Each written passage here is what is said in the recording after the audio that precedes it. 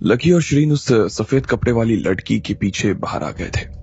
Lucky उसके साथ जाना तो नहीं चाहता था, लेकिन उसके पास उसके साथ जाने के बिना और कोई चारा नहीं था। इधर श्रीन भी लकी को अकेले छोड़कर नहीं जाना चाहती थी, लेकिन उसके पास भी और कोई विकल्प नजर नहीं आ रहा था। जैसे ही लकी और वो लड़की साथ में चलने लगे तो लकी को पता चला कि वो लड़की किसी का खून करने जा रही थी। उसमें उसे लकी की जरूरत थी। ये सुनते ही वो घबरा गया। अब वो उससे बस ये जानना चाहता था कि वो फ्री कब हो पाएगा। मुझे नहीं मालूम, वो आदमी मुझसे डरा हुआ है और ना जाने कहां छुपा हुआ है। ऐसे में हो सकता है कि हमें कुछ दिन लग जाए, ये भी हो सकता है कि हम कुछ महीने भी लग सकते हैं, लेकिन हाँ, जब तक मेरा काम खत्म नहीं होगा ना, तब तक तुम मुझे छोड़कर तो नहीं जा सकते, ना ही मैं तुम्हें जाने दूंगी। अब लकी के पास में इस बात का कोई जवाब नहीं था। उसे समझ नहीं आ रहा था कि आखिर वो कहे तो क्या कहे। वो बस चुपचाप बुत सा बनकर खड़ा था। उसकी शक्ल देखकर उस लड़की को हंसी आ गई और उसने कहा, देखो, इतना भी घबराने की जरूरत नहीं है।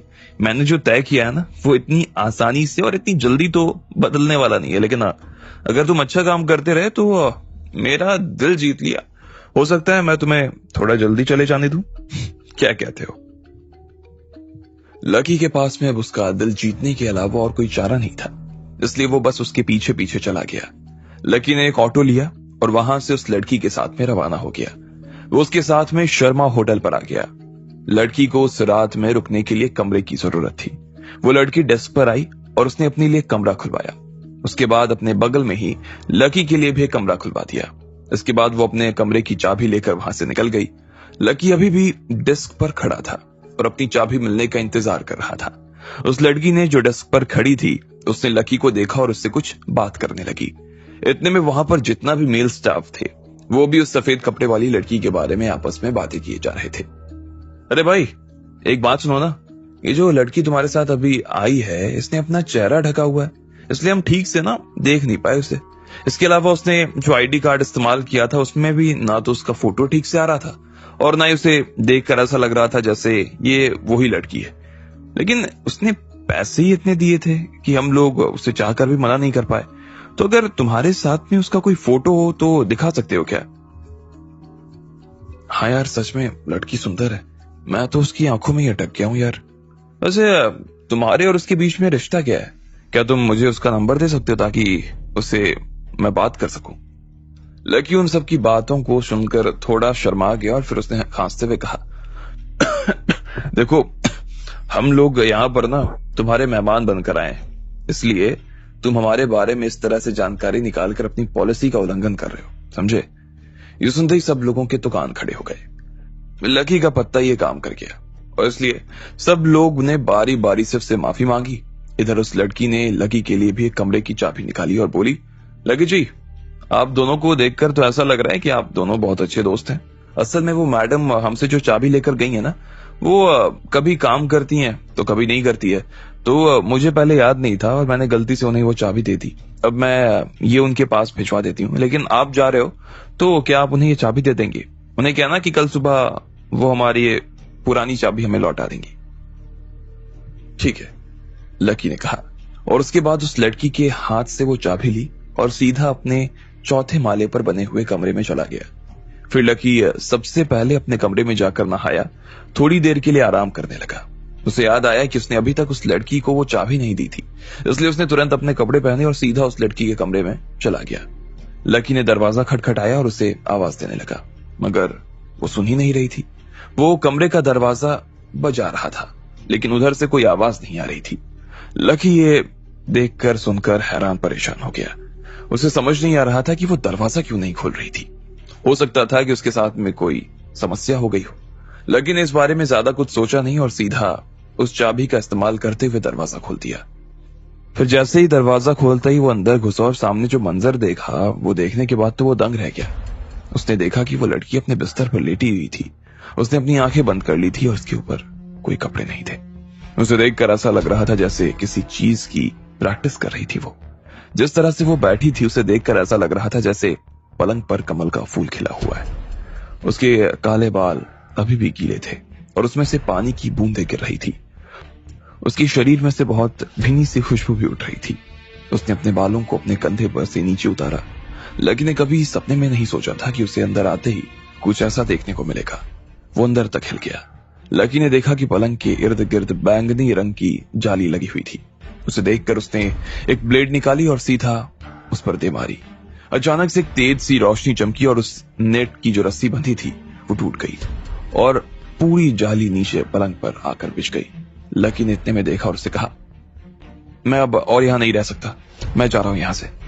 ये सुनते ही लड़की ने अपनी आंखें खोल दी और वो लकी की तरफ देखने लगी। फिर वो लड़की अपनी जगह से उठी और एक ही छलांग में लकी तक जा पहुंची। उसने उसे गर्दन से पकड़ लिया और फिर नीचे गिरा दिया। उसने फिर उसे लकी की गर्दन को पकड़ा और बोली, तुम्हारे और उस बूढ़ी औरत के बीच में क्या रिश्ता है? उसकी आंखें लाल हो गई थी। कौन बूढ़ी औरत? तुम किसके बारे में बात कर रही हो? मुझे समझ नहीं आ रहा। मुझे छोड़ दो, मुझे दर्द हो रहा है, लकी ने कहा। उसे ऐसा महसूस हो रहा था जैसे किसी ने उसके गले में फंदा डाल दिया। मैं परिणीता की बात कर रही हूं। उसने उसकी गर्दन छोड़ी और फिर उसके कपड़े पकड़ते हुए बोली। फिर उसने लकी को हवा में उठाया और सीधा नीचे गिरा दिया। लकी सीधा बिस्तर पर गिरा। फिर उसने अपना हाथ हिलाया और उसका सफेद रंग का रौब सीधा उड़ता हुआ उसके पास आया। उसने उसे ओढ़ लिया। लकी ये सब देखकर बुरी तरीके से कांप रहा था। उसे इस तरह हाल में देखकर उस लड़की ने कहा, अभी तुमने एक ब्लेड चलाई और फिर उस नेट को नीचे गिरा दिया। तुम्हें ये सब किसने सिखाया है? लकी पलंग पर गिरने की वजह से चोटिल हो गया था। उसे दिल ही दिल इस बात का बहुत बुरा लग रहा था। उसने उसकी तरफ देखा और कहा, ये सब मुझे मेरी सासू माँ ने सिखाया है। जब मैं दिल्ली रहा करता था तब उनसे मैंने ये सब सीखा। सासू माँ? कौन सासू माँ? और कैसी दिखती है वो? उस लड़की ने लकी से पूछा। लकी को इस बात पर आश्चर्य हो रहा था कि क्या वो और उसकी सासू माँ दोनों ही एक दूसरे को जानते थे। लकी ने कुछ देर में सोचा और फिर बोला, वो बिल्कुल तुम्हारी जैसी ही है। वो भी इस तरह के कपड़े पहनती है, लेकिन उसके कपड़े का रंग ना लाल होता है और वो 2 चोटी भी बनाती है। वो खुद भी देखने में सुंदर लगती है। ये सुनते ही वो लड़की एक बार के लिए चौंक गई। वो चौंकते हुए लकी की तरफ देख रही थी और फिर उसने खुशी के मारे कहा, जब तुमने उससे मुलाकात की तब वो 80 साल की थी और फिर अचानक से एक दिन में वो 17 की हो गई थी ना? तुम्हें कैसे पता? वो लड़की ये सुनते ही फिर से खुशी में नाचने लगी और बड़बड़ाते हुए बोली, ये तो वही है, मुझे उसके पास ले चलो। कहां है वो? लकी ये बात सुनकर कंफ्यूज हो गया। उसने उसकी तरफ देखा और पूछा, आप जिस इंसान को मारना चाहती हैं वो मेरी सासू माई है? हाँ, वही चुड़ैल जिसका मैं खून पीना चाहती हूं, और तुम मुझे उसके पास अपने साथ में लेकर चलोगे। अगर तुमने मुझे उससे मिलवा दिया तो मैं उसके बाद तुम्हें ढेर सारा इनाम देने वाली हूं। अब मुझे बताओ कि वो कहां पर है। फिर उस लड़की ने लकी की तरफ देखा। लकी ये सुनते ही झटका खा गया। उसे अचानक से वो दिन याद आ गया जब उसकी सासू माँ को भी उसने इसी तरह की चीज करते हुए देख लिया था। तब उसने उसे बताया था कि उसकी एक दुश्मन थी जिसका नाम जिजीविशा था। वो उससे काफी डरी हुई थी और वो भी उसे खत्म करना चाहती थी। वैसे ये भी उसे खत्म करना चाहती थी। कहीं ये वो ही जिजीविशा तो नहीं थी? वैसे क्या आपका ही नाम जिजीविशा है? अच्छा, तो मतलब तुम्हें परिणीता यानी तुम्हारी सासू माँ ने तुम्हें मेरे बारे में पहले ही बता दिया है। वैसे उसकी हालत इस वक्त कैसी है? मुझे उसके बारे में और भी चीजें बताओ, उस लड़की ने कहा। लकी ने अपना सिर नाम में हिलाया और बोली, हाँ भले ही मैं जानता हूं कि वो इस वक्त कहां पर है, पर फिर भी मैं ये नहीं बताऊंगा कि वो कहां पर है। क्या तुम्हें क्या मरना है क्या? उस लड़की ने कहा। उसकी आंखें मारे गुस्से की वजह से ठंडी हो गई और वो लकी को मारने के लिए अपना हाथ उठा चुकी थी। उसने अपने रोब की आस्तीन को ऊपर किया और वो लकी की तरफ बढ़ने लगी। फिर वो रुकी और उसने लकी से कहा, देखो, मेरे इस लबादे में ना बहुत सारे बारीक तार छिपे हुए हैं। अगर मैंने अपनी ताकत का इस्तेमाल करते हुए इन्हें खोल दिया ना तो ये चाकू से भी नुकीले हो जाएंगे और सीधा तुम्हारी दोनों हाथों को काट देंगे। क्या अब भी तुम्हें डर नहीं लग रहा? लकी इतनी जल्दी मरना नहीं चाहता था। भले ही मौत का साया उसके ऊपर मंडरा रहा था, लेकिन फिर भी वो सोच रहा था कि अगर वो उससे बात कर लेता तो शायद उसे इन दोनों के बीच में जो हो रहा था वो समझ आ सकता था। वैसे आप दोनों के बीच किस बात को लेकर झगड़ा है? क्या आप चाहो तो मुझे बता सकते हो? आप इतनी सी बात के लिए लोगों को मारना क्यों चाहती हो? जरूरत क्या है? मुझे उससे नफरत है। मुझे उससे बहुत ज्यादा नफरत है। अब इससे ज्यादा मैं और क्या कहूं, लेकिन मैं उसके शरीर का हर एक हिस्सा अपने हाथों से काट देना चाहती हूँ। मैं चाहती हूं कि मैं उसे ऊपर से नीचे तक पूरी तरीके से चीर दूं, फिर तिनका तिनका उसे मारूं। अब भी तुम्हें मेरे और उसके बारे में बात करनी है, बोलो। जिजीविशा ने अपना लबादा पीछे की ओर खींचा तो लकी को ऐसा लगने लगा जैसे उसका खुद का शरीर भी पीछे की तरफ खींचने लगा था। लकी बस रोने ही वाला था। उसे ऐसा लग रहा था जैसे उसकी चमड़ी में से कहीं से कोई ब्लेड धंसे जा रही थी। उसके हाथ में वो चुभन उसे बहुत ज्यादा महसूस हो रही थी। उस लड़की ने फिर से लकी को देखा और मुस्कुराई। तुम्हें ये महसूस हो रहा है ना? अब आगे से ऐसी बात करने की हिम्मत भी नहीं करना। ये ताकत है मेरी। अगर तुम्हारा हाथ टूट जाए, इसकी जिम्मेदार मैं नहीं हूं। अब चुपचाप बताओ कि वो कहां पर है। अब आगे क्या होने वाला था? क्या लकी सच में अपनी सासू मां का पता उसे बता देता? क्या वो उसे जान से मार देती? या आपको क्या लगता है, क्या होंगे इन सभी सवालों के जवाब? कमेंट बॉक्स में कमेंट करके हमें जरूर बताएं। और सभी सवालों के जवाब को जानने के लिए सुनते रहिए इंस्टा मिलीनियर सिर्फ पॉकेट एफएम पर। लकी जैसे ही जिजीविशा के कमरे में घुसा तो उसका हाल देखकर उसका दिमाग खराब हो गया। उसने नेट को ब्लेड से गिरा दिया था और इस वजह से जिजीविशा को पता चल गया कि लकी और परिणीता के बीच कोई ना कोई तो रिश्ता जरूर था।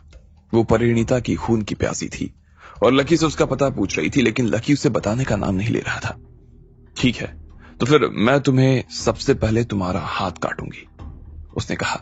जिजीविशा के चेहरे पर उसका गुस्सा साफ नजर आ रहा था। फिर उसने अपना हाथ उठाया और लकी भी हवा में उठ गया और फिर सीधा धड़ाम से नीचे गिरा। जिस तरह की आवाज आई उससे तो लग रहा था जैसे उसका हाथ ही टूट गया, लेकिन जब उसने उठकर देखा तो पाया उसका हाथ नहीं टूटा था। वो बिल्कुल ठीक था और अभी भी उसके कंधे से जुड़ा हुआ था।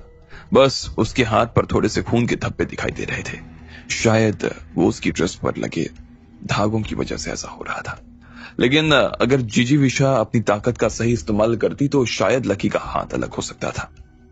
आपने आपने मेरा हाथ काटा नहीं? लकी ने घबराते हुए पूछा, लेकिन वो उसी वक्त सही नजर आ रहा था। जिजीविशा ने लकी की तरफ देखा और फिर मुस्कुराते हुए बोली, वैसे तुम भी बहुत कमाल हो, हिम्मत तो तुम में बहुत है, इसलिए आज के दिन मैं तुम्हें छोड़ दे रही हूं।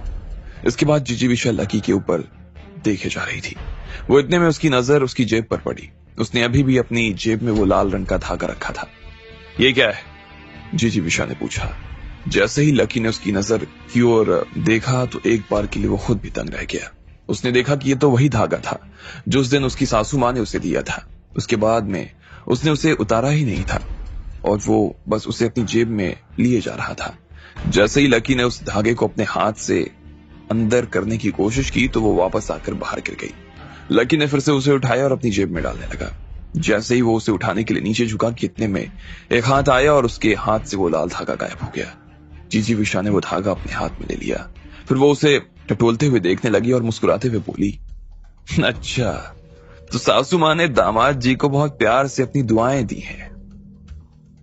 फिर जिजीविशा उस धागे को अपनी उंगलियों में घुमाने लगी। जैसे ही उसने धागे को घुमाया तो उधर से भी धागा हल्का सा घूमने लगा। जिजीविशा की उंगली में सच में अचानक से हरकत हुई।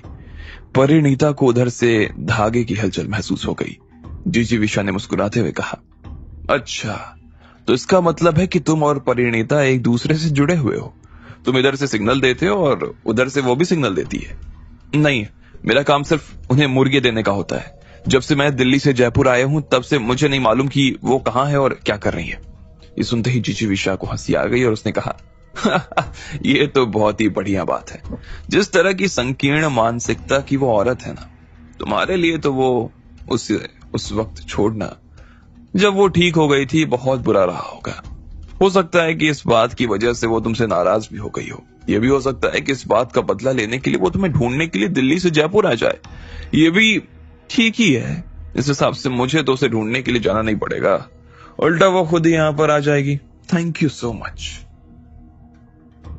लकी इस वक्त जिजीविशा को नफरत भरी नजरों से देख रहा था और उसने कहा, वैसे आपको इतना भी खुश होने की जरूरत नहीं है। इतनी जल्दी इतना खुश होना ना ठीक बात नहीं है। मैंने भी सासू मां को लटते हुए देखा है और आपके सामने वो खुद भी किसी से कम नहीं है। इसलिए मेरी सलाह तो आपको यही रहेगी कि जितना दूर हो सके ना उतना दूर हो जाओ उनसे, वरना हो सकता है आपको ही वो मुर्गा बना दे। जिजीविशा ने भी लकी की बात सुनी और बड़ी ध्यान से हाँ में गर्दन हिलाते हुए बोली, वो मुझसे कम से कम 40 साल बड़ी है और मैं ये भी जानती हूं कि उनकी लड़ने की ताकत मुझसे ज्यादा अच्छी होगी। अनुभव जो है, लेकिन फिर भी मैं उन्हें मारना चाहती हूँ और इस काम में तुम्हें मेरी मदद करनी पड़ेगी। तुम्हारे पास और कोई चारा नहीं है। मैं? लकी ने पूछा। वो ऐसे काम में कभी उसकी मदद नहीं करना चाहता था। जिजीविषा उसके पास आई और बोली, जी मैं तुम्हें सिखाऊंगी कि तुम्हें करना क्या है और कैसे करना है, ताकि जब मैं उनसे लड़ने के लिए जाऊं तो मैं अकेले ना रहूं। तुम उसके भरोसे के आदमी हो और मैं तुम्हें लड़ना सिखाऊंगी। इससे होगा ये कि तुम उसके पास जाओगे और जैसे ही तुम्हें मौका मिलेगा तुम मेरे लिए उसके ऊपर हमला करोगे ना? लकी ने ना में अपना सिर हिलाया और बोला, नहीं, ना तो मैं उनसे कोई दुश्मनी करूंगा, ना ही उनके मन में मेरे लिए कोई उल्टी बात है। उल्टा वो मुझे बहुत प्यार से रखती हैं, इसलिए मैं उनके साथ ऐसा कुछ नहीं करने वाला। ये सुनते ही जैसे जिजीविषा की आंखों में तो अंगारे उतर आए। वो अचानक से उसे गुस्से में देखने लगी और उसे खांसी आ गई। उसने अपने हथेली अपने मुंह के आगे रखी और उसने खांसने के बाद उसने अपना हाथ हटाया तो उसके हाथों में बलगम के साथ खून भी आ गए। अरे, ये खून कैसा? आप ठीक तो हैं? लकी ने अपनी जगह से खड़े होते हुए पूछा। जिजीविषा तो इतनी फिट नजर आ रही थी, फिर उसे खांसी में इतना खून कैसे आ गया? जिजीविषा ने अपने हाथ पर लगा खून साफ किया और फिर अपना मुंह साफ करने लगी। उसकी सांस हल्की सी कमजोर हो गई थी और उसी कमजोर सांस के साथ उसने कहा, मैं अभी मार्शल आर्ट्स की प्रैक्टिस करते हुए बहुत सी क्रिटिकल पोस्ट पर आ गई थी। तुमने जिस टेक्निक से मेरे ऊपर ब्लेड फेंकी ना, वो परिणीता की टेक्निक थी। मुझे लगा कि अचानक से परिणीता ही मेरे कमरे में आ गई और उसने जबरन मेरी प्रैक्टिस को बंद करवा दिया। शायद इस वजह से मेरा खून का बहाव उल्टा हो गया और मेरे अंदर घाव हो गया था। ओह, मुझे माफ कर देना। नहीं, तुमने ऐसा कुछ जानबूझकर नहीं किया और इसलिए तुम्हें माफी मांगने की जरूरत भी नहीं है। मैं इस बात का दोष तुम्हें नहीं दे सकती। मैं परिणीता से मार्शल आर्ट्स में बहुत कमजोर हूं, इसलिए मुझे इस बात का भी डर है कि कहीं वो मुझे मार न डाले। देखिए, आप ऐसा मत कीजिए, आप प्लीज उन्हें मत मारिए, लकी ने कहा। नहीं, इस बात से तो अब मैं पीछे नहीं हटूंगी, चाहे मेरी जान ही क्यों ना चली जाए। मैं उससे बदला लूंगी तो लूंगी, इस चीज से मुझे कोई रोक नहीं सकता, जिजीविषा ने जोश में कहा। उसकी आवाज सुनकर ही लकी इतना घबरा गया कि उसने बिना कुछ सोचे ही वो उसके सामने देखने लगा। वैसे भी जिजीविषा उसके सामने इतनी ताकतवर नजर आ रही थी कि लकी उसे मना नहीं कर सकता था। अब तुम मुझे बताओ, मैं तुम्हें सिखाने वाली हूं, क्या तुम सीखना चाहोगे? वैसे तुम्हारे चाहने या ना चाहने से तो कुछ होने वाला है नहीं। कौन तुम्हें इतना सब सिखाएगा जितना मैं तुम्हें सिखाने की सोच रही हूं। जब हम दोनों एक साथ मिलकर लड़ेंगे तो दुनिया की कोई भी ताकत हमें हरा नहीं पाएगी। जब मैं हारने लगूं तो तुम मुझे बचाने के लिए बीच में आ जाना। क्या तुम मेरे लिए इतना कर सकते हो? प्रॉमिस करो।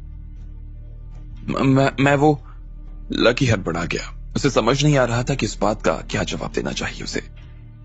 तुम शायद ये बात भूल रहे हो कि अभी तुमने मुझे बिना कपड़ों के देखा और तुम बिना मेरे पूछे कमरे में घुस आए।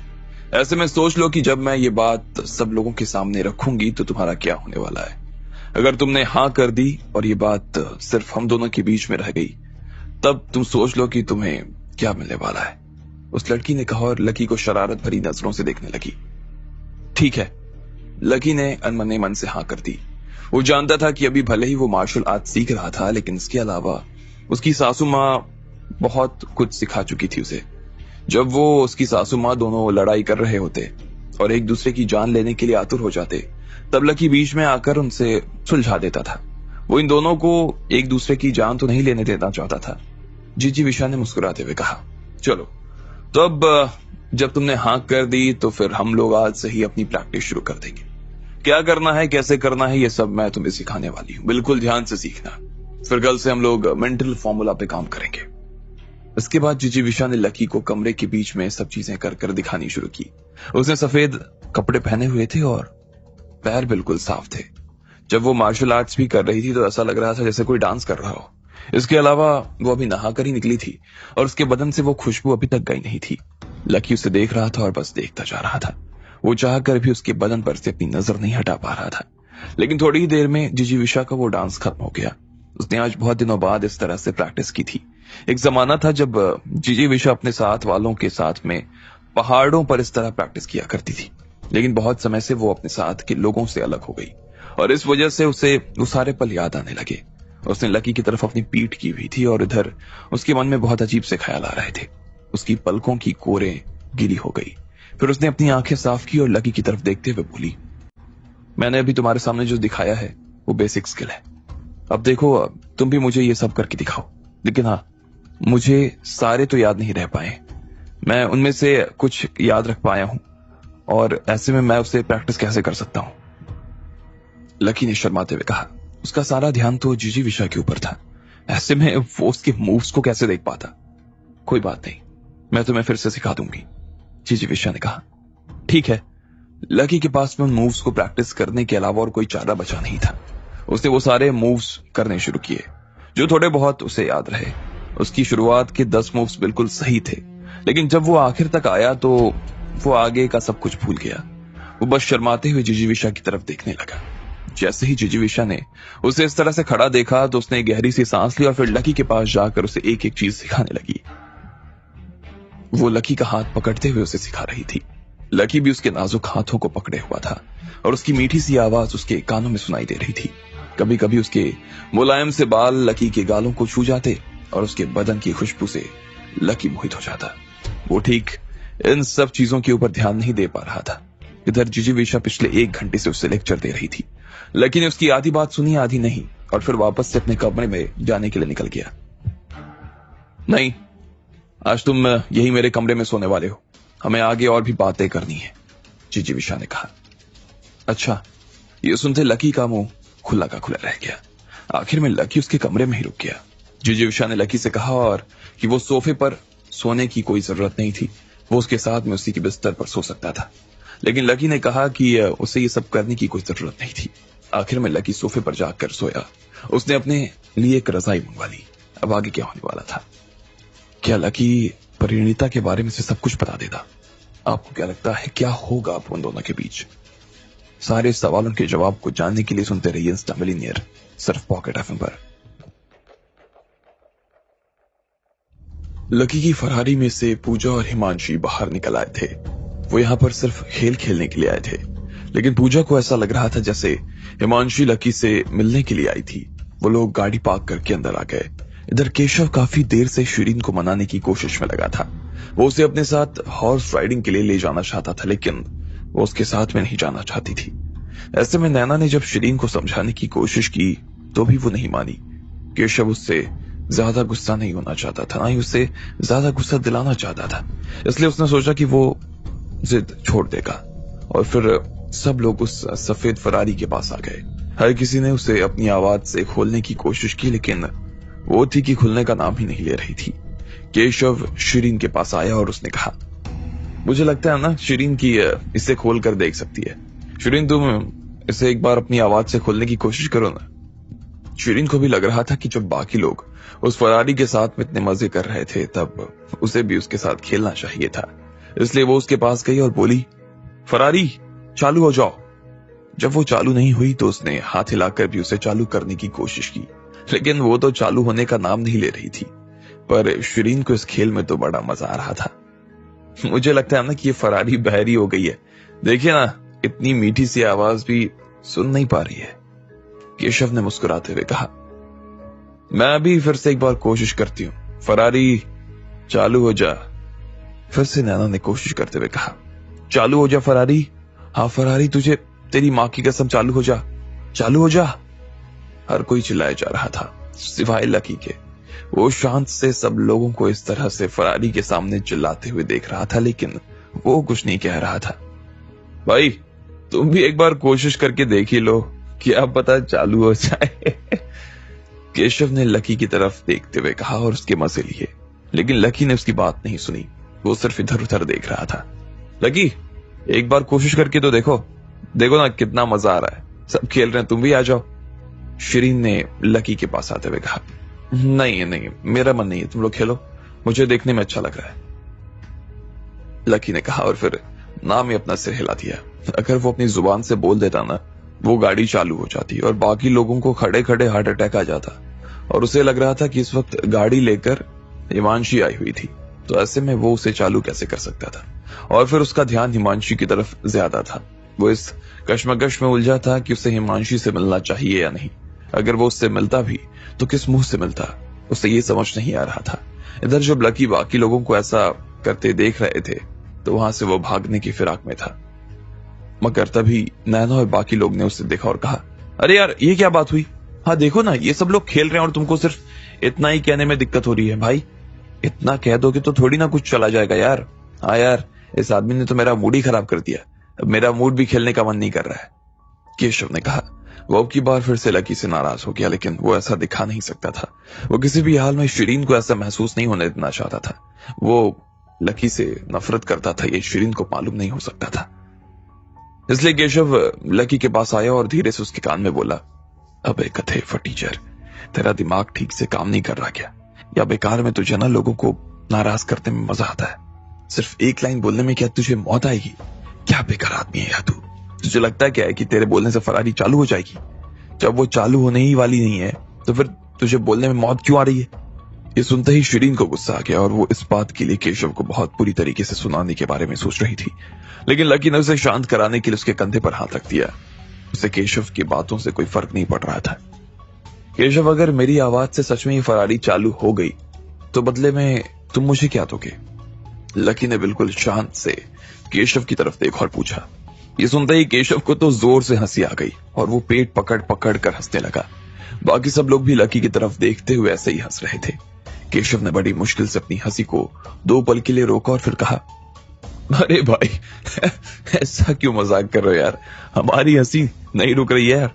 सुन रहे हो ना सब लोग, भाई की चप्पल भी हवाई है और बातें भी। इन्हें लग रहा है कि फरारी इनकी आवाज से शुरू हो जाएगी, चालू हो जाएगी। मैंने ऐसा पीस ना अपनी जिंदगी में कभी नहीं देखा यार। क्या गजब आदमी है। लकी को भी उसकी बात सुनकर थोड़ी सी हंसी आ गई और फिर उसने केशव की तरफ देखते हुए कहा, देखो ये मेरे सवाल का ना जवाब नहीं है। मैंने पूछा कि अगर इस फरारी को मैंने अपनी आवाज से चालू कर दिया तो बदले में तुम मुझे क्या दोगे? इधर केशव, जो कि हंस हंस कर थक चुका था, उसने एक जोरदार आवाज में कहा, देख सुन, अगर तूने अपनी आवाज में से चालू कर दिया ना तो मैं जिंदगी भर ना तुम्हारे सामने हाथ जोड़ूंगा। तुम जहां भी मिलोगे मैं वहां तुम्हारे सामने हाथ जोड़ूंगा, गर्दन भी झुकाऊंगा। इसके अलावा मैं यहां भी अपने घर तक ना उल्टा जाऊंगा। लेकिन अगर तुमसे ये गाड़ी चालू नहीं हुई ना बेटा, तो मैं तुमसे ज्यादा कुछ नहीं कर पाऊंगा। तुम्हें बस चौराहे के सामने ना खड़े होकर 100 बार उठक बैठक लगानी होगी। इसके अलावा अपने सिर के बल खड़े होकर राष्ट्रगान गाना होगा और अपने आप के बारे में सबके सामने ये कहना होगा कि तुम गधे हो, तुम गधे हो, और आखिर में हमेशा हमेशा के लिए शिरीन से दूर हो जाना होगा। बोलो है मंजूर? केशव की आंखों में उसके गुस्से की कड़वाहट साफ नजर आ रही थी। ठीक है, मंजूर है, लकी ने हाँ में गर्दन हिलाते हुए कहा। बाकी सब लोग उसे देख रहे थे और उन्होंने फिर से हंसना शुरू कर दिया। उन्हें लग रहा था कि आज तो लकी केशव से मार खाकर ही रहेगा। लकी जैसा फटीचर आदमी अपनी आवाज से इस फरारी को कैसे चालू कर सकता था? यार ये तो बहुत बड़ी बेवकूफी कर रहा है। हाँ, मुझे भी यही लग रहा है, ये बहुत बुरी तरीके से मरने वाला है भाई। लकी इस गाड़ी की मालकिन वो लड़की है और वो अभी अभी यहां पर आई है और फिर अंदर चली गई है। अगर तुम्हें इसे चालू करना है ना तो फिर तुम्हें उसी लड़की की आवाज में इसे कहना होगा, फरारी चालू हो जा। शिरीन का दिल तो लकी के लिए काफी चिंतित हो उठा था। वो लकी के पास गई और धीरे से उसकी कमर में हाथ डालते हुए बोली, लकी मेरी बात सुनो, उससे शर्त लगाकर बेकार में उलझने का कोई मतलब नहीं है। मुझे लगता है कि हमें निकलना चाहिए यहां से। नहीं शिरीन, तुम मेरे साथ खड़ी रहो और बस देखो। मेरी चिंता करने की जरूरत नहीं है, तुम बस देखती जाओ। लकी ने मुस्कुराते हुए कहा और फिर फरारी के सामने जाकर खड़ा हो गया। उसने बड़े प्यार से उसे छुआ और फिर केशव की तरफ देखने लगा। उसके बाद उसने मुस्कुराते हुए कहा, केशव अभी जो कहा है ना उसे भूलना मत। फिर लकी ने फरारी की तरफ देखा और बोला, फरारी स्टार्ट। जैसे ही लकी ने इतना पर कहा कि इतने में फरारी की लाइट चालू हो गई। देखने वालों के दिल की धड़कनें तो थम गई और वो लोग बस फरारी को शक भरी नजरों से देखने लगे। क्या सच में लकी की आवाज से चालू हो जाने वाली थी वो फरारी? उनके दिल से ये शक धुल ही रहा था कि इतने में फरारी चालू हो चुकी थी और एक जोरदार बूम की आवाज आई। सब लोगों के कान के पर्दे फटने लगे। जो लोग फरारी के पास में खड़े थे वो तो उसकी आवाज सुनकर एक बार के लिए नीचे ही गिर गए। उस फरारी की आवाज सुनकर ऐसा लग रहा था जैसे कोई शेर कुर्रा रहा हो और उसकी लाइट बहुत तेज चमक रही थी। बाकी सब लोगों के मुंह से लकी के लिए तारीफें निकलनी शुरू हो गई और सब लोग लकी को बहुत ही चमकती हुई नजरों से देख रहे थे। फरारी तो चालू हो गई भाई, बाप रे ये तो सच में चालू हो गई। क्या बात है यार, क्या किस्मत है ना भाई की। लकी ने केशव को देखा और केशव, नैना और बाकी खड़े लोगों की तरफ देखने लगा।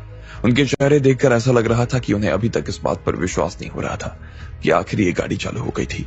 लकी भी हल्का सा कांप रहा था। बहुत दिनों बाद उसने अपनी गाड़ी चालू की थी। इधर केशव 2 कदम पीछे हट गया। लकी ने उसे देखा और मुस्कुराते हुए बोला, केशव, मैंने गाड़ी चालू कर दी है, अब तुम भी अपना प्रॉमिस पूरा करो, चलो। क्या?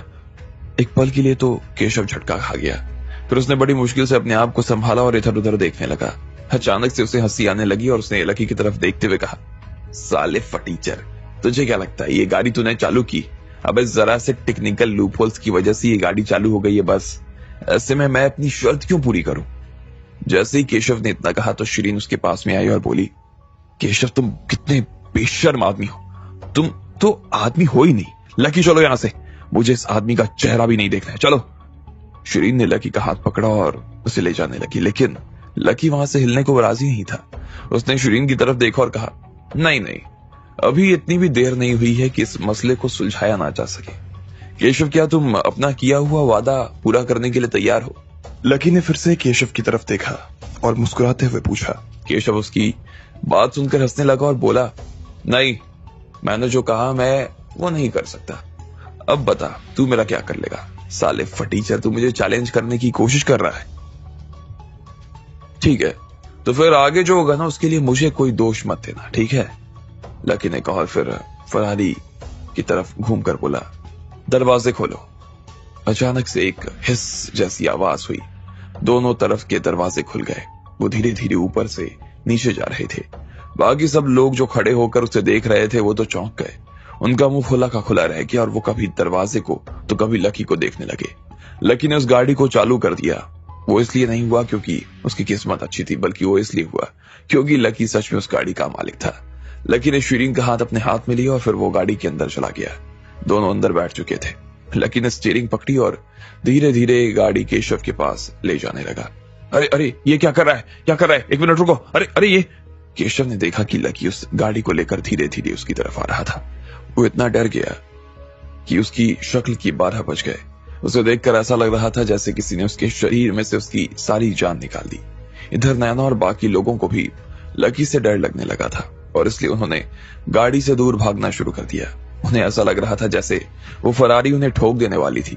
इधर जैसे ही केशव ने देखा कि वो गाड़ी सच में उसे ठोकने वाली थी तो उसने अपने आंखें बंद कर ली। उसका ऊपर का शरीर तो कड़क हो गया था, लेकिन नीचे का शरीर धीरे धीरे कांपने लगा। उसे ऐसा लग रहा था जैसे अगले ही पल ये फरारी उसे हवा में उड़ा देगी। बाकी सब लोग भी उसे देखकर जोर से चिल्ला रहे थे और उन्होंने अपनी आंखें बंद कर ली। लेकिन 1 सेकंड के बाद केशव को एहसास हुआ कि गाड़ी ने उसे ठोका नहीं था। उसने डरते हुए अपनी आंखें खोली और पाया कि फरारी अभी भी उससे 4 इंच की दूरी पर थी। लकी ने बस गाड़ी को 180 डिग्री घुमा दिया। उसे इस बात की आवाज इसलिए नहीं आई क्योंकि वो बहुत ज्यादा घबराया हुआ था। अब आगे क्या होने वाला था, क्या करने वाला था लकी केशव के साथ? आपको क्या लगता है, क्या होंगे इन सभी सवालों के जवाब? कमेंट बॉक्स में कमेंट करके हमें जरूर बताएं और सभी सवालों के जवाब को जानने के लिए सुनते रहिए इंस्टा मिलियनेयर सिर्फ पॉकेट एफएम पर। लकी को जीजी विशा ने पकड़ लिया था और अब उसके पास में उससे बचने का कोई चारा नजर नहीं आ रहा था। आखिरकार उसने लकी को इस बात के लिए राजी कर ही लिया कि उसे परिणीता को मारने में उसकी मदद करनी पड़ेगी। लकी ने भी आखिर में हाँ कर दी। जब उनकी पहले दिन की प्रैक्टिस खत्म हुई तो उसके बाद जीजी विशा ने लकी को अपने साथ में सोने के लिए कह दिया। वो तो यही चाहती थी कि लकी उसके साथ उसके बिस्तर में सोए, लेकिन लकी ने मना कर दिया। वो आकर सोफे पर सो गया। ठीक इसी वक्त जब ये सब हो रहा था तब उधर अभिराज को भी उसके साथ वाले लोग हॉस्पिटल ले आए। उसे इमरजेंसी रूम से निकालकर आईसीयू में भर्ती किया गया। विराज भी पहले से ही उसका इंतजार कर रहा था। क्या हो रहा है यहाँ पर? विराज ने पूछा। जब उसे ये सब खबर मिली कि अभिराज के साथ में इस तरह की घटना हो गई तो उसे समझ नहीं आ रहा था कि आखिर ये सब हो क्या रहा था। अभिराज जैसे आदमी किसी लड़की से इतनी बुरी तरीके से मार खा सकता था, कि उसे बिल्कुल अलग बात लग रही थी। उसके दिमाग में ये बात घुस ही नहीं रही थी। फिर जब उसे पता चला कि उसकी उंगलियां और पैर काट दिए गए थे तब तो उसका और भी माथा खराब हो गया। विराज, मुझे माफ कर देना। आपने जो मुझे काम सौंपा था वो मैं पूरा नहीं कर पाया, मुझे माफ कर देना। अभिराज ने उसके सामने हाथ जोड़ते हुए कहा। वो सब तो ठीक है, लेकिन ये सब हुआ कैसे? विराज ने घबराते हुए पूछा। लेकिन अभिराज को कुछ समझ नहीं आ रहा था कि वो उसे कैसे और क्या बताए। वो बोलना तो चाह रहा था लेकिन उस सफेद कपड़े वाली लड़की की धमकी उसे याद आ रही थी। उसने उसकी जुबान बंद करवा दी थी। उसे समझ नहीं आ रहा था कि अब वो विराज को समझाए तो क्या समझाए और कैसे। इसलिए थोड़ी देर बाद अभिराज ने सारा इल्जाम लकी के सिर पर लगा दिया और कहा, अरे बना ये सब उस फटीचर लकी की वजह से हुआ है। श्रीन मैडम का इसमें कोई हाथ नहीं है। मैं तो उन्हें अपने साथ लेकर आने ही वाला था, लेकिन वो फटीचर पहले ही बीच में आ गया और उसकी वजह से सारा काम खराब हो गया। उसने ही तुम्हारी उंगलियां और पैर काटे हैं क्या? विराज ने पूछा। अभिराज ने उसकी बात में हाँ में सिर हिलाया और कहा, हाँ ये सब उसी का किया था बना। वो फटीचर है बहुत खतरनाक। अगर वो बीच में नहीं आता ना तो शायद आज हमारा काम हो चुका होता। हम सब उसके सामने लड़े थे, लेकिन वो अकेला ही हम सब के ऊपर भारी पड़ा। इधर विराज ने उसकी बात सुनी और फिर बाहर खिड़की की तरफ देखने लगा। उसकी आंखों में एक अजीब सी चिंगारी नजर आ रही थी। ऐसा लग रहा था जैसे उसकी आंखें जल रही हो। उसने अपनी मुट्ठी को भींच लिया और अपने दिल ही दिल उसने कहा, साला फटीचर आदमी, ये बार बार मेरे सारे किए कराए पर पानी फेरे जा रहा है।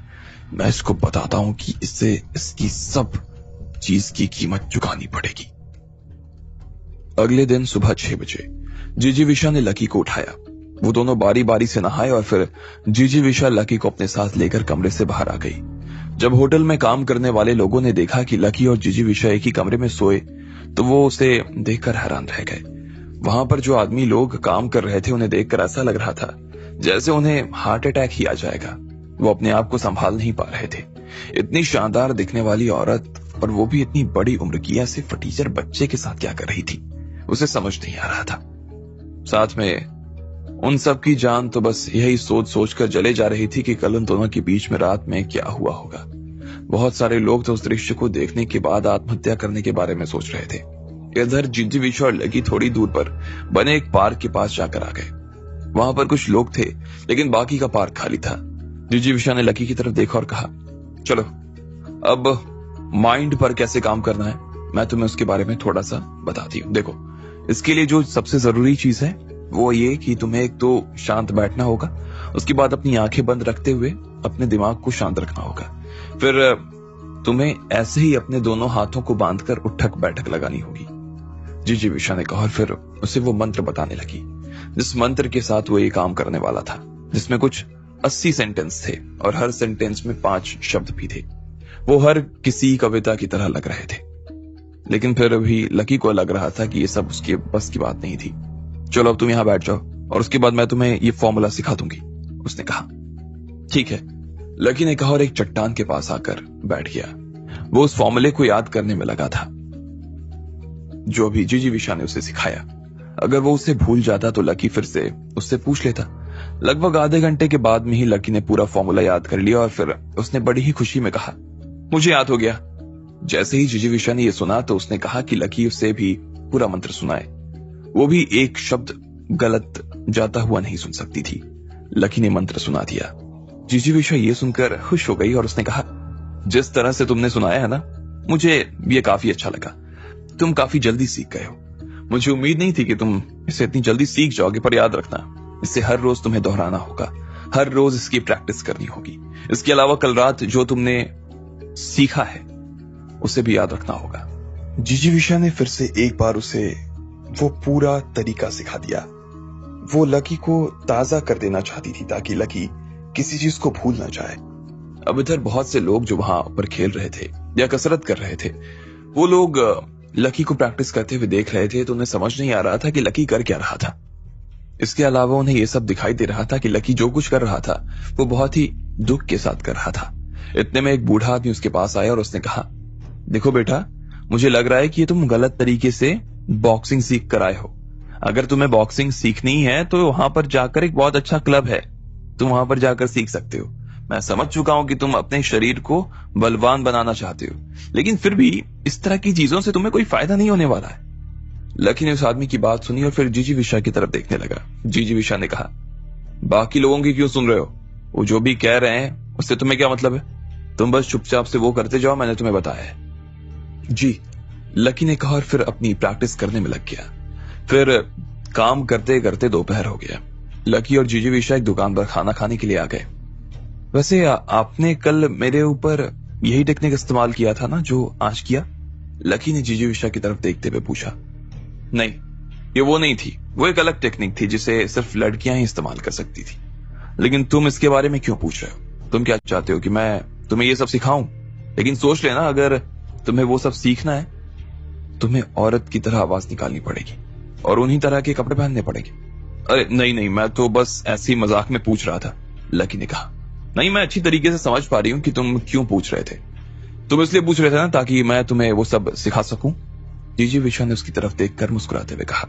उसकी मुस्कुराहट में बहुत ताकत नजर आ रही थी। कोई भी आदमी उसे देखते ही ये बात आराम से कह सकता था। इतने में वेटर उनका ऑर्डर लेने आया।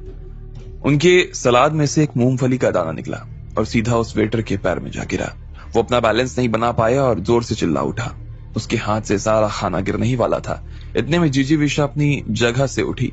उसने वेटर के कपड़े पकड़ लिए और ना सिर्फ उसे गिरने से बचाया बल्कि वो सारा खाना भी अपने हाथ में ले लिया। जितनी भी चीजें थाली में थी, हवा में लहराने के बाद वो सारी वापस थाली में आ गई जैसे पहले थी। इसके बाद उसने वेटर को छोड़ा। लकी ये देखता ही रह गया। थैंक यू मैडम, आपने तो बचा ही लिया। कमाल की हैं आप, उस वेटर ने जीजी विशा की तरफ देखते हुए कहा। इतने में होटल के बाकी लोग भी उसकी तारीफ करने लगे, ताली बजाने लगे। ये सब उसे बहुत अच्छा लग रहा था और वो मुस्कुराए जा रही थी। लकी ने भी उसके लिए ताली बजा दी। हालांकि उसने अभिराज के साथ जो किया था उसके साथ आगे ऐसा ना हो, इसलिए लकी भी ये सब कर रहा था और उसकी तारीफ कर रहा था। इसके बाद उन दोनों ने आराम से खाना खाया और वहां से बाहर निकल आया। वो सिर्फ उसे ये दिखाने की कोशिश कर रही थी कि जो लकी को वो सिखा रही थी वो कितना सही था और लकी इससे कितने सारे काम कर सकता था। इसके बाद लकी ने भी ना दिन देखा ना रात, हर वक्त बस उसके साथ में प्रैक्टिस करने लगा। जब वो शाम को अपने कमरे में आता तो जीजी विशा लकी से बहुत सारी चीजों के बारे में बात करती। जीजी विशा के साथ में रहते हुए लकी ने बहुत सारे कुंफू सीख लिए। उसे पता ही नहीं चला कि वो कब इतना बढ़िया कुंफू करने लगा। एक दिन जब शाम को होटल में उसने लकी के सारे सवालों के जवाब दे दिए थे तो आखिर में जीजी विशा ने लकी से कहा, देखो अब तुमने इस मंत्र के और इस टेक्निक के जितने भी एस्पेक्ट्स हैं वो सारे सीख लिए हैं। कुल 36 स्टेप्स होते हैं और वो सारे ही तुम्हें सिखा चुकी हूं मैं। ये 36 स्टेप्स सब कुछ है। अब आगे से जब कभी तुम दुश्मन से मिलोगे ना तो उससे लड़ने में, उससे निपटने के लिए सारे तरीके तुमने सीख लिए। वो सब यही काम होने वाले हैं तुम्हारे लिए। हाँ, मैं समझ गया, लकी ने बहुत ही गंभीरता से कहा। वो जीजी विशा को पहले ही इन मामलों में अपनी गुरु मान चुका था। इसके बाद जीजी विशा नहाने के लिए चली गई और उसने बैंगनी रंग की ड्रेस पहनकर पलंग पर अपनी प्रैक्टिस करनी शुरू कर दी। उसने पहले जब वो कमरे में मार्शल आर्ट्स करती तो वो उसे बिना कपड़ों के ही करती, लेकिन जब से लकी भी उसके साथ करने लगा तो अब कपड़े पहनने लगी थी। लकी इधर चुपचाप अपने सोफे पर लेटा हुआ था और आराम से अपना फोन चला रहा था। थोड़ी देर बाद में एक न्यूज हेडलाइन ने उसका ध्यान अपनी ओर खींचा। बरना की रानी के गायब हो जाने के बाद से पुलिस ने उसकी तलाश में पूरा जयपुर छान मारा। लकी को अचानक से याद आया कि उस दिन उसने खेल में भाग लिया था तो उस देश के राजा के बगल में जो रानी की कुर्सी लगी हुई थी वो खाली थी। लेकिन उस वक्त लकी को यह लग रहा था कि वो अपनी पर्सनल प्रॉब्लम की वजह से सेरेमनी में नहीं आई थी।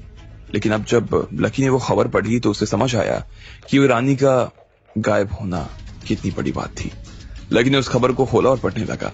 उसमें लिखा था कि वो लोग ओपनिंग सेरेमनी की पार्टी में जाने के बाद में फिर से अपने देश के लिए रवाना हो जाने वाले थे, लेकिन अचानक से रानी गायब हो गई और इसी वजह से राजा अभी तक यहीं पर रुके थे और रानी की तलाश में लगे थे, लेकिन उनकी कोई खबर नहीं मिल रही थी। लकी ने देखा कि नीचे उस रानी की तस्वीर भी थी। अब आगे क्या होने वाला था? क्या लकी उन्हें बचा पाता? आखिर किस तरह से जुड़ा हुआ था ये पूरा मामला लकी से? आपको क्या लगता है, क्या होंगे इन सभी सवालों के जवाब? कमेंट बॉक्स में कमेंट करके हमें जरूर बताएं और सभी सवालों के जवाब को जानने के लिए सुनते रहिए तमिलियन सिर्फ पॉकेट एफएम पर। विराज ने लकी के बारे में सारी जानकारियां निकालनी शुरू कर दी थी।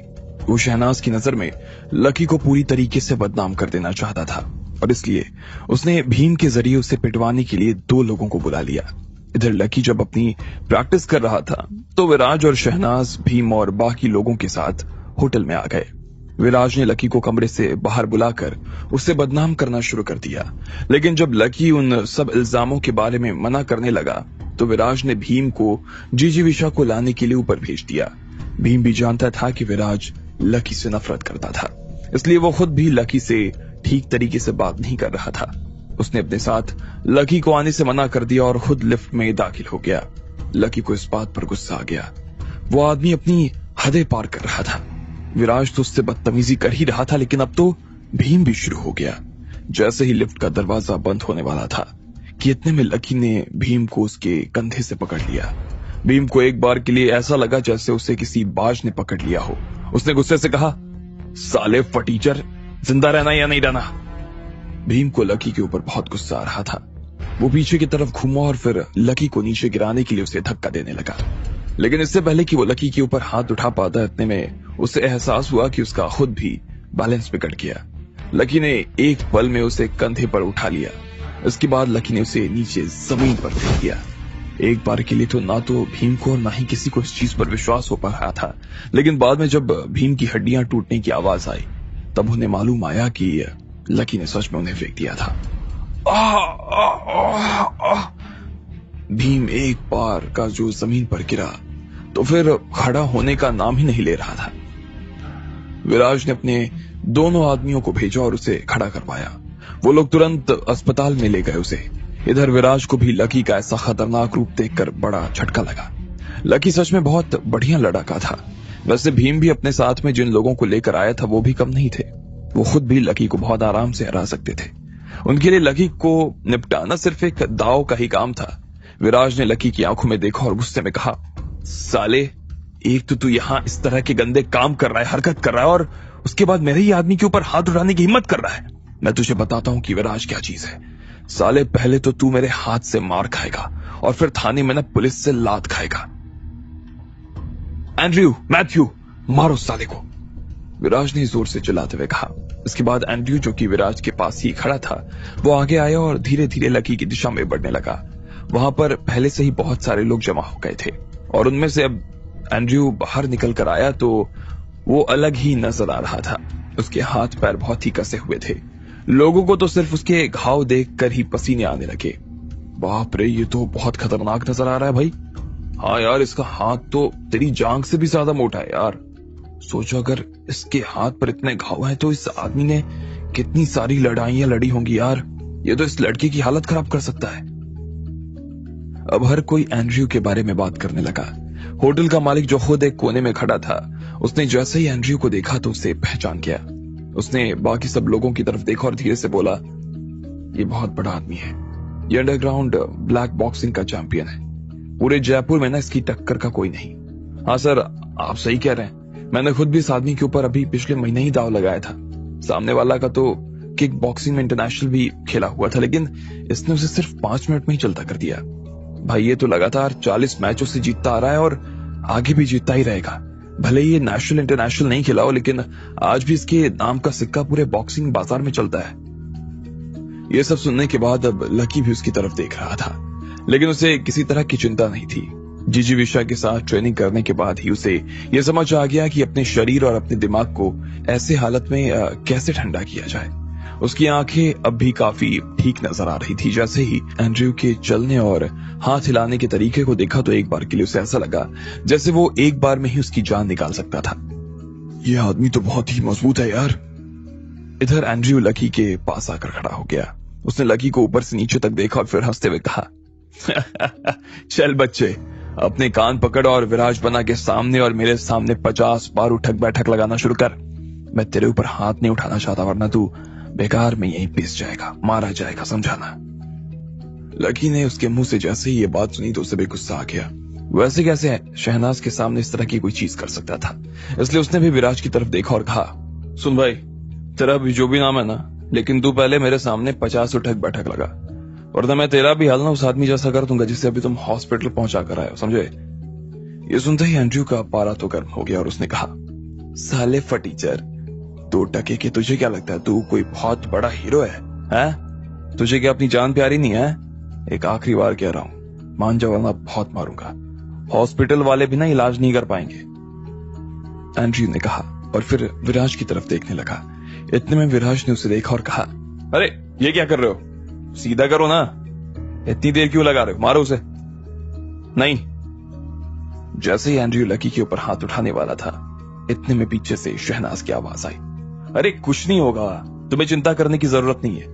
ऐसे लोगों को ना एक बार के लिए सबक तो मिलना ही चाहिए। विराज ने भी शहनाज को शांत करवाने की कोशिश करते हुए कहा।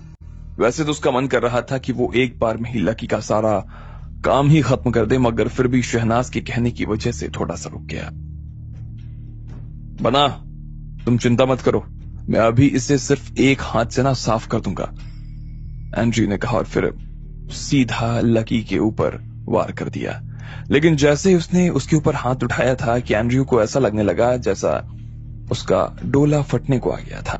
उसकी नसें इतनी साफ दिख रही थी कि उसे देखकर ऐसा लग रहा था जैसे वो फटकर बाहर आ जाएगी। लोग जो कि दूर से खड़े होकर उसे देख रहे थे, उन्हें लग रहा था कि ये मुक्का लकी को जाकर लगेगा तो फिर लकी का बच पाना मुश्किल ही नहीं नामुमकिन था। इतने में लकी ने फिर से वही मंत्र पढ़ना शुरू किया जो उस टेक्निक का इस्तेमाल करने के लिए उसे सिखाया था जिजीविषा ने। लकी ने तुरंत उसके मुक्के के आगे अपनी हथेली लगा दी और उसकी वजह से उसका ना सिर्फ हाथ रुक गया बल्कि पूरा शरीर थर थर कांपने लगा। लकी का ये उद्देश्य नहीं था कि वो सामने वाले को चोट पहुंचाए, वो तो बस यही चाहता था कि सामने वाले की वजह से उसे चोट ना लगे। उसके बाद एंड्रयू ने लकी के ऊपर 4-5 बार और मुक्के बरसाए। वो इतनी तेजी से मुक्के चला रहा था जैसे कोई चीता अपने शिकार के पीछे भाग रहा हो। हर मुक्का उसके पिछले मुक्के से खतरनाक हो रहा था, लेकिन फिर भी उसका एक भी वार काम नहीं आ रहा था। वो जितना लकी को मारे जा रहा था, लकी उतना ही उसके शरीर के पास में आता जा रहा था। कभी अपनी कोहनी का तो कभी अपनी हथेली का इस्तेमाल करते हुए वो हर बार एंड्रयू के मुक्के की दिशा को बदल देता था। एंड्रयू चाहकर भी लकी को नहीं मार पा रहा था। अब लकी भी परेशान हो चुका था। उसे समझ नहीं आ रहा था कि वो करे तो करे क्या। वो बस गुस्से में लकी की तरफ देखे जा रहा था और फिर उसने जोर से चिल्लाते हुए कहा, साले तू आदमी है या भूत? तू ये मत सोच कि तू मुझसे अभी बच जाएगा, समझा? तू आगे भी बच पाएगा या नहीं बच पाएगा, मैं इसका फैसला करूंगा। बस एक मुक्का और मैं तेरा खेल खत्म कर दूंगा। मेरे लिए तू किसी कीड़े मकोड़े की तरह है, समझा? उसने फिर से गुर्राते हुए कहा और लकी की दिशा में आगे बढ़ने लगा। लेकिन अब एंड्रयू के पास भी कुछ ज्यादा बचा नहीं था। उसे जो कुछ आता था वो सब कुछ उसने लकी के ऊपर ट्राई करके देख लिया था। लकी को भी उसके सारे दाव पेच आसानी से समझ में आ गए और अब उसे भी उनसे कोई फर्क नहीं पड़ रहा था। लकी ने उसके एक मुक्के की दिशा को ऐसे बदल दिया कि वो सीधा होटल के खंबे पर ही जा टकराया। वो खंबा 80 सेंटीमीटर मोटा था और उसके ऊपर पत्थर चढ़े हुए थे। एंड्रयू का मुक्का सीधा उसके ऊपर जाकर लगा। इतने में वो सारे पत्थर चूर हो गए और उसकी धूल नीचे जम गई। देखने वाले लोग ये देखकर घबरा गए। उन सब के मुंह खुले के खुले रह गए थे और उनमें से बहुत से लोग बस यही सोच रहे थे कि अगर यही मुक्का किसी आदमी को जाकर लगता तो उसका क्या हाल होने वाला था। एंड्रयू के हाथ में ढेर सारे खून आ गए। अब उसे लकी के ऊपर और भी ज्यादा गुस्सा आने लगा। वो उसे ऐसे देख रहा था जैसे किसी भी तरह से बस वो उसे कच्चा खा जाने वाला था और वो उसे छोड़ने वाला नहीं था। लोग एंड्रयू को इस तरह से देखकर और ज्यादा डर गए। लकी ने भी एंड्रयू की तरफ देखा और बोला, चलो अब बात इतनी आगे बढ़ गई है ना तो थोड़ा सा लड़ ही लेते हैं, देखते हैं कि कौन है कीड़ा और कौन है मकोड़ा, ठीक है? इसके बाद लकी भी उसके ऊपर धावा बोलने के लिए आगे बढ़ने लगा। इधर एंड्रयू को उसकी इस हरकत पर मन ही मन हंसी आ रही थी। मैं तो यही चाहता था साले, अब तू आएगा और मैं एक ही मुक्के में तेरा सिर खोल दूंगा। जैसे उसने अपने आप से इतना भर कहा, उसके बाद उसने हवा में अपना मुक्का तान दिया। लकी ने भी उसे देख लिया था और वक्त रहते ही उसने बचने के लिए एक टेक्निक निकाल ली। इससे पहले कि एंड्रयू उसे मार पाता, लकी ने उसका दूसरा हाथ पकड़ लिया और उसे आधा मोड़ दिया। ये देखते ही एंड्रयू हैरान हो गया। अचानक से उसे कुछ चटकने की आवाज आई और ये देखते ही एंड्रयू हैरान हो गया और जोर से चिल्ला उठा। उसकी सीधी कलाई और कोहनी पूरी तरीके से टूट गई थी। लकी ने इतने में उसका पेट पकड़ा और उसे जोर से लात के हवाले कर दिया। एंड्रयू का बड़ा शरीर नीचे जमीन पर ताश के पत्ते की तरह बिखर गया। वो नीचे गिरा हुआ था और जोर से चिल्ला रहा था, अरे मेरा हाथ, कोई हॉस्पिटल ले चलो, मेरा हाथ तोड़ दिया इसने। बाकी सब लोग देखकर एंड्रयू को घबराए जा रहे थे और लकी को देख रहे थे। उनमें से कोई भी आवाज नहीं कर रहा था। उन्हें ऐसा लग रहा था जैसे अब जब लकी ने एंड्रयू को पछाड़ दिया था तो सबसे अच्छा था कि एंड्रयू खुद उसके पैरों में गिरकर माफी मांग ले। वो सब विराज से भी यही कहने की सोच रहे थे, लेकिन विराज के दिमाग में कुछ और ही चल रहा था। उसने सबसे पहले तो अपने 2 आदमियों को भेजकर एंड्रयू को अस्पताल भिजवाया। उसके बाद वो गुस्से में लकी की तरफ देखने लगा। उसे समझ नहीं आ रहा था कि लकी जैसा आदमी एंड्रयू को भी हरा कैसे सकता था। विराज, यहां से चलते हैं। शहनाज ने अपनी जिंदगी में ऐसा कुछ नहीं देखा था और वो बस अब यहां से निकल जाना चाहती थी, लेकिन विराज तो इस वक्त उसकी तरफ देख भी नहीं रहा था। वो बस लकी को देखे जा रहा था। वो उसे गोली मार देना चाहता था। अब आगे क्या होने वाला था? क्या विराज लकी को सबक सिखा पाता, या फिर लकी उसे भी यहां से सीधा अस्पताल पहुंचा देता? आपको क्या लगता है, क्या होंगे इन सभी सवालों के जवाब? कमेंट बॉक्स में कमेंट करके हमें जरूर बताएं, और सभी सवालों के जवाब को जानने के लिए सुनते रहिए मिलीनियर सिर्फ पॉकेट एफएम पर। लकी और एंड्रयू के बीच में लड़ाई शुरू हो गई थी। शुरुआत में तो एंड्रयू को ऐसा लग रहा था कि वो आराम से लकी को हरा सकता था, लेकिन जिस तरह से लकी ने अपने आप को उसके मुक्के से बचाया, उसे देखकर खुद एंड्रयू हैरान रह गया। आखिर में जब उसने लकी के ऊपर फिर से वार किया तो लकी ने उसकी कलाई को मोड़ दिया, जिसकी वजह से उसकी कोहनी टूट गई। बाकी लोगों को समझ नहीं आ रहा था कि ये सब क्या हो रहा था।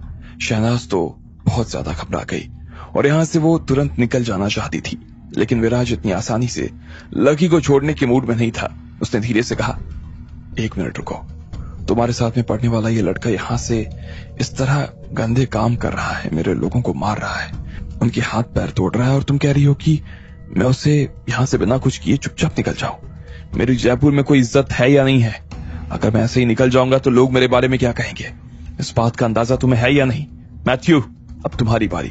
कोशिश करना कि इस आदमी के शरीर की एक भी हड्डी ना ठीक से रह नहीं पाए। विराज ने मैथ्यू की तरफ देखते हुए कहा। हालांकि मैथ्यू भी लकी को ऐसा देखकर थोड़ा तो घबरा गया था, पर फिर भी वो अपनी इज्जत की वजह से पीछे नहीं हट सकता था, इसलिए वो लकी की तरफ आगे बढ़ने लगा और उसने कहा, मुझे एक बार के लिए तो ये विश्वास ही नहीं हो रहा कि जयपुर में तुम्हारे जैसा भी कोई लड़का हो सकता था। खैर, मैं भी इन दिनों यहाँ पर रह नहीं रहा था, इसलिए मुझे मालूम नहीं था कि तुम भी यहाँ पर हो। मैथ्यू यहाँ पर भले ही विराज के कहने पर आया था, लेकिन असल में वो हिमाचल में अपने फाइटिंग सेंटर में काम करता था और वहां उसे अच्छे तरीके से डेवलप करता था। वो लोगों को वहां पे मार्शल आर्ट्स और बाकी चीजें सिखाता था। लेकिन जब उसने लकी जैसा आदमी देखा तो इतना बढ़िया लड़ते हुए उसने अपनी जीवन में शायद ही किसी को देखा हो। वो अपने आप से उससे प्यार से बात करने लगा था। मैंने तुम्हारे जैसे लड़ाकों को बहुत कम देखा है। शुक्रिया, मैंने अभी ये सब सीखना शुरू किया है। लकी ने भी उससे प्यार से कहा। इधर से मैथ्यू ने कहा, मेरा नाम मैथ्यू है, मैं हिमाचल से हूं। भले ही मुझे तुम्हारा लड़ने का तरीका अच्छा लगा, लेकिन मैं यहाँ पर विराज भाई की तरफ से आया हूँ। ऐसे में मुझे भी तुम्हारे खिलाफ लड़ना तो पड़ेगा ही, इसलिए तुम थोड़ा सा ध्यान रखना। अगर तुम्हें कोई चोट लग जाए या फिर कोई घाव हो जाए ना, तो उसके लिए मैं तुमसे पहले ही माफी मांग लेता हूँ। लकी ने जैसे उसके मुंह से इस तरह की बात सुनी तो वो दंग रह गया। उसने देखा कि मैथ्यू उससे बहुत प्यार से बात कर रहा था और अब लकी उससे उस नजर से नहीं देख पा रहा था जिस तरह से वो एंड्रयू को देख रहा था, इसलिए उसने उससे भी उसी तरीके से रिप्लाई करते हुए कहा, ये सब मुझे याद दिलाने के लिए शुक्रिया, लेकिन अगर मुझसे भी ऐसा कुछ हो जाए तो उसके लिए मैं पहले ही तुमसे माफी मांगता हूँ। इधर लोगों ने जैसे ही मैथ्यू का नाम सुना तो वो सब हैरान हो गए। बहुत से लोग उनमें से हिमाचल से थे जो यहाँ होटल में आए हुए थे या फिर काम कर रहे थे। वो लोग मैथ्यू के बारे में अच्छी तरीके से जानते थे। अगर ये सच में मैथ्यू है ना, तो इसका मतलब हिमाचल के सबसे अमीर आदमी वीर भान का बॉडीगार्ड होगा ये। इसने अभी इन सालों में ना अपने ढेर सारे स्कूल खोल दिए थे और वहां पर ढेर सारे बच्चों को ना मार्शल आर्ट सिखाने के लिए आ रहा था। हाँ यार, ये तो वहां का स्टार है। लोग ऐसा भी बताते हैं कि बहुत सी लड़ाइयों में तो इनके सामने वाला रिंग से बाहर ही नहीं आ पाता, वो रिंग के अंदर ही खत्म हो जाता है। इसलिए ये लड़ने से पहले उससे बॉन्ड भरवा लेते थे ताकि बाद में इनके ऊपर कोई नाम ना आए। अब तो मुझे पता लगता है ना कि ये लड़का भी पुलिस स्टेशन तो नहीं पहुंच पाएगा, यहीं गया, खत्म। जब बाकी लोग मैथ्यू के बारे में बात कर रहे थे तो इतने में इधर मैथ्यू ने लकी के चेहरे पर पहला मुक्का जड़ दिया था। उसका हाथ इतना तेज था कि लकी को ऐसा लगा जैसे उसके चेहरे पर एक जोरदार हवा का फपका आया। उसका हाथ पड़ने के बाद में लकी को एक बार के लिए तो सांस लेने में दिक्कत होने लगी। इससे पहले कि मैथ्यू उसे दूसरा मुक्का मारता, इतने में लकी ने अपनी हथेली को बीच में ले आया और उसके मुक्के को रोक लिया। मैथ्यू के पैर एक बार के लिए कांप गए। उसने लकी से अपना हाथ छुड़ाया और फिर उसके ऊपर दोनों हाथों से मुक्का बरसाने लगा, लेकिन लकी उसके एक भी मूव से आघात नहीं हुआ। वो हर मूव से बचता चला जा रहा था, लेकिन वो ना जाने क्यों अंदर से थका हुआ महसूस कर रहा था। ऐसे में एंड्रयू से निपटना तो उसके लिए आसान था, लेकिन इधर मैथ्यू की पावर लकी को अपनी पावर से ज्यादा लग रही थी। वो उसे अपने मुक्के से पीछे की तरफ खदेड़े जा रहा था। वैसे जब से लकी ने मार्शल आर्ट सीखा, उसके बाद वो आज पहली बार किसी से लड़ाई लड़ रहा था। उसने एंड्रयू को तो हरा दिया और वो इस बात से काफी खुश भी था, लेकिन मैथ्यू से लड़ना उसके लिए आसान नहीं हो पा रहा था। लकी अपने मन ही मन सोच रहा था कि वो मैथ्यू को हरा सकता था। अचानक से तभी उसे याद आया कि अभी थोड़े दिन पहले ही जिजीविषा ने कहा था कि जब लड़ने के दौरान उसे ऐसा लगे कि सामने वाले की पावर उसकी पावर से ज्यादा थी, तो उसे सामने वाले से हड़बड़ाहट में नहीं लड़ना चाहिए। उसे बहुत ही शांति से उसका सामना करना चाहिए और जैसे ही सामने वाला उसके ऊपर वार करने वाला हो, उससे पहले ही उसे उसका हाथ या पैर रोक देना चाहिए। लकी को यह बात जैसे ही याद आई, उसने बीच में ही मैथ्यू के हाथों को रोकना शुरू कर दिया। उसने मैथ्यू के हाथों को पकड़कर उसे धक्का दिया, लेकिन फिर भी मैथ्यू था कि हिलने का नाम नहीं ले रहा था। उल्टा लकी खुद उसके धक्के की वजह से पीछे हो गया। इधर मैथ्यू की आंखों में चमक आ गई। उसने देखा कि लकी को एक ही वॉर में हराने के लिए इससे अच्छा और कोई मौका नहीं हो सकता था। वो जोर से हवा में उछला और लकी की छाती में मारने के लिए अपना पैर उठा दिया। इधर लकी ने तुरंत अपने सीने के सामने अपने हाथों को रखा और एक पल के लिए अपनी सांस रोक ली। उसने हवा में ही मैथ्यू को उछाल दिया था और वो नीचे गिरकर 10 सेंटीमीटर तक पीछे चला गया। ये देखकर एक बार के लिए मैथ्यू को ऐसा लगा जैसे उसकी भी शक्ति कम हो गई। लकी को बस इसी चीज का इंतजार था और उसने फिर अपनी नई टेक्निक का इस्तेमाल करना शुरू किया। मैथ्यू की हालत अब खराब होने लगी। लकी उसके ऊपर वार पर वार किए जा रहा था, किए ही जा रहा था और आखिर में मैथ्यू जमीन पर आ गिरा, जैसे कि तवे पर से पराठा गिरता है। सब लोग जो इस लड़ाई को देख रहे थे वो देखते ही रह गए। उन्होंने अपनी जिंदगी में ऐसा कुछ नहीं देखा था। हर कोई उसे देखकर दंग रह गया। मैथ्यू जमीन पर गिरा हुआ था और हर किसी की आंखें बस उसके ऊपर ही टिकी हुई थी। उन्हें विश्वास नहीं हो पा रहा था कि लकी कोई ऐसा कारनामा भी करके दिखा सकता था। आप ठीक हैं? इतने में लकी मैथ्यू के पास गया और उससे बात करने लगा। लकी ने सच में उसे बहुत बुरी तरीके से मारा था। नहीं कोई बात नहीं, मैं ठीक हूं। तुम सच में बहुत अच्छा लड़ते हो। मैंने तुम्हें कम समझा और मैं बेवकूफ भी बन गया, मैथ्यू ने कहा। फिर उसने विराज की तरफ देखा और हाँ में सिर हिलाते हुए कहा, विराज भाई मुझे माफ कर देना। लकी मुझसे ज्यादा अच्छा है। मैं इसके सामने अब और कुछ नहीं कर सकता। आपको दुखी कर रहा हूं, लेकिन मेरे पास में इसके अलावा और कोई चारा नहीं। मुझे माफ कर देना। इसके बाद मैथ्यू ने फिर से लकी को थैंक यू कहा और वहां से खुद उठकर निकल गया। लकी अब विराज की तरफ देख रहा था। विराज भी उसे देखकर एक बार के लिए घबरा गया और वो खुद ही 2 कदम पीछे हो गया। बाकी लोग जो विराज के साथ आए थे उन्होंने विराज को अपने पीछे ढक लिया, लेकिन उन सब की आंखें भी लकी को देखकर कांप रही थी। लकी अब विराज और शहनाज के पास आकर उनसे बात समझना चाह रहा था। वो उन्हें बता देना चाहता था कि उसके और जिजीविषा के बीच में ऐसा कुछ नहीं था जैसा वो सोच रहे थे। ठीक इसी वक्त जब वो उनके पास आने ही वाला था, तब होटल के दरवाजे के बाहर एक जोरदार सायरन की आवाज आई। इतने में पुलिस अंदर आ गई। जब विराज यहाँ पर आ रहा था उससे पहले ही विराज ने पुलिस को फोन करके बुला लिया। उसने पुलिस से यही कहा था कि शर्मा होटल में इस तरह के गंदे काम हो रहे थे और इसलिए पुलिस यहाँ पर इस आदमी को अरेस्ट करने के लिए अपनी टीम के साथ आ गई। पहले तो विराज ने यही सोचा कि एंड्रयू और मैथ्यू लकी को बुरी तरीके से मारेंगे और फिर पुलिस उसे अपने साथ उठाकर ले जाएगी, लेकिन एंड्रयू और मैथ्यू उसका बाल भी बांका नहीं कर पाए। पर फिर भी विराज को सहूलियत हो गई कि अब पुलिस आ गई तो उसे डरने की जरूरत नहीं थी। फिर जब लकी को पुलिस जेल में डाल देती तो विराज भी उससे निपटने के लिए और तरीका सोच सकता था। जयपुर पुलिस के मुख्य आदमी सौरभ शेखावत खुद विराज के फोन पर वहां आए। विराज के कहे को कोई भी टाल नहीं सकता था। सौरभ सर देखिए, यही वो लड़का है जो यहाँ पर इस होटल में गंदे काम करता है, पकड़ लीजिए इसे। विराज ने लकी की तरफ देखा और कहा। सौरभ लकी के पास में आया और उसे देखते हुए कहा, हमें तुम्हारा कमरा चेक करना पड़ेगा। कहाँ है तुम्हारा कमरा, लेकर चलो। लकी ने नाम में अपना सिर हिलाया और कहा, नहीं सर, मैं ऐसा कुछ भी नहीं कर रहा था। मेरे और उस लड़की के बीच में वैसा कुछ भी नहीं है। इतने में विराज को जोर से हंसी आ गई और उसने कहा, अच्छा तो तुम कहना चाह रहे हो कि तुमने और उस लड़की में कुछ नहीं हुआ? जहां तक मुझे तुम्हारे बारे में पता है ना, तो तुम्हारी अभी तक शादी नहीं हुई है, ना ही तुम्हारी कोई गर्लफ्रेंड है, ठीक है? हाँ तो इसका मतलब क्या हुआ कि नहीं हुई है? तो लकी उन्हें जो भी उन दोनों के बीच में था वो सब कुछ सच सच बता देना चाहता था। वो उन्हें बता देना चाहता था कि उसकी और उस लड़की के बीच में क्या चल रहा था। वो उन्हें बता देना चाहता था कि वो उसकी गुरु थी, लेकिन कोई भी उसकी बात सुनने वाला नहीं था। लकी ने एक बार के लिए शहनाज को देखा। वो उसे घिन्न भरी नजरों से देख रही थी। उसकी नजर जिस तरह से लकी को देखे जा रही थी, उससे लकी के दिल में भी बहुत दर्द हो रहा था। वो उसकी इस तरह से देखती हुई आंखों को बर्दाश्त नहीं कर पा रहा था, लेकिन वो जब तक अपनी तरफ से कोई सफाई पेश नहीं करता तब तक शहनाज उसे इसी तरह से देखने वाली थी। इसलिए उसने कहा, ठीक है, आप लोग जाकर देख सकते हो। अच्छा, तो अब आखिर तुमने इस बात को मान ही लिया कि तुम्हारे और उस लड़की के बीच में कुछ है। चलो सब लोग, हम लोग भी देखते हैं कि किस लड़की के साथ में गुलछर्रे उड़ा रहा है ये। लकी, सौरभ और बाकी सब लोग कमरे के अंदर दाखिल होने वाले थे और थोड़ी ही देर में वो लोग वहां पहुंच भी गए। जैसे ही बाकी सब लोगों ने बहुत सारे लोगों के पैरों की आवाज को सुना तो सबने अपने कमरों के दरवाजे खोल दिए और सब अपने अपने कमरे से बाहर आ गए। हर कोई ये देखकर हैरान था कि वहां पुलिस थी। विराज ने जानबूझकर उन बाहर आए हुए लोगों से पूछा, क्या आप लोगों ने कल रात या किसी और रात को भी कमरा नंबर 403 से कोई आवाज आती हुई सुनी?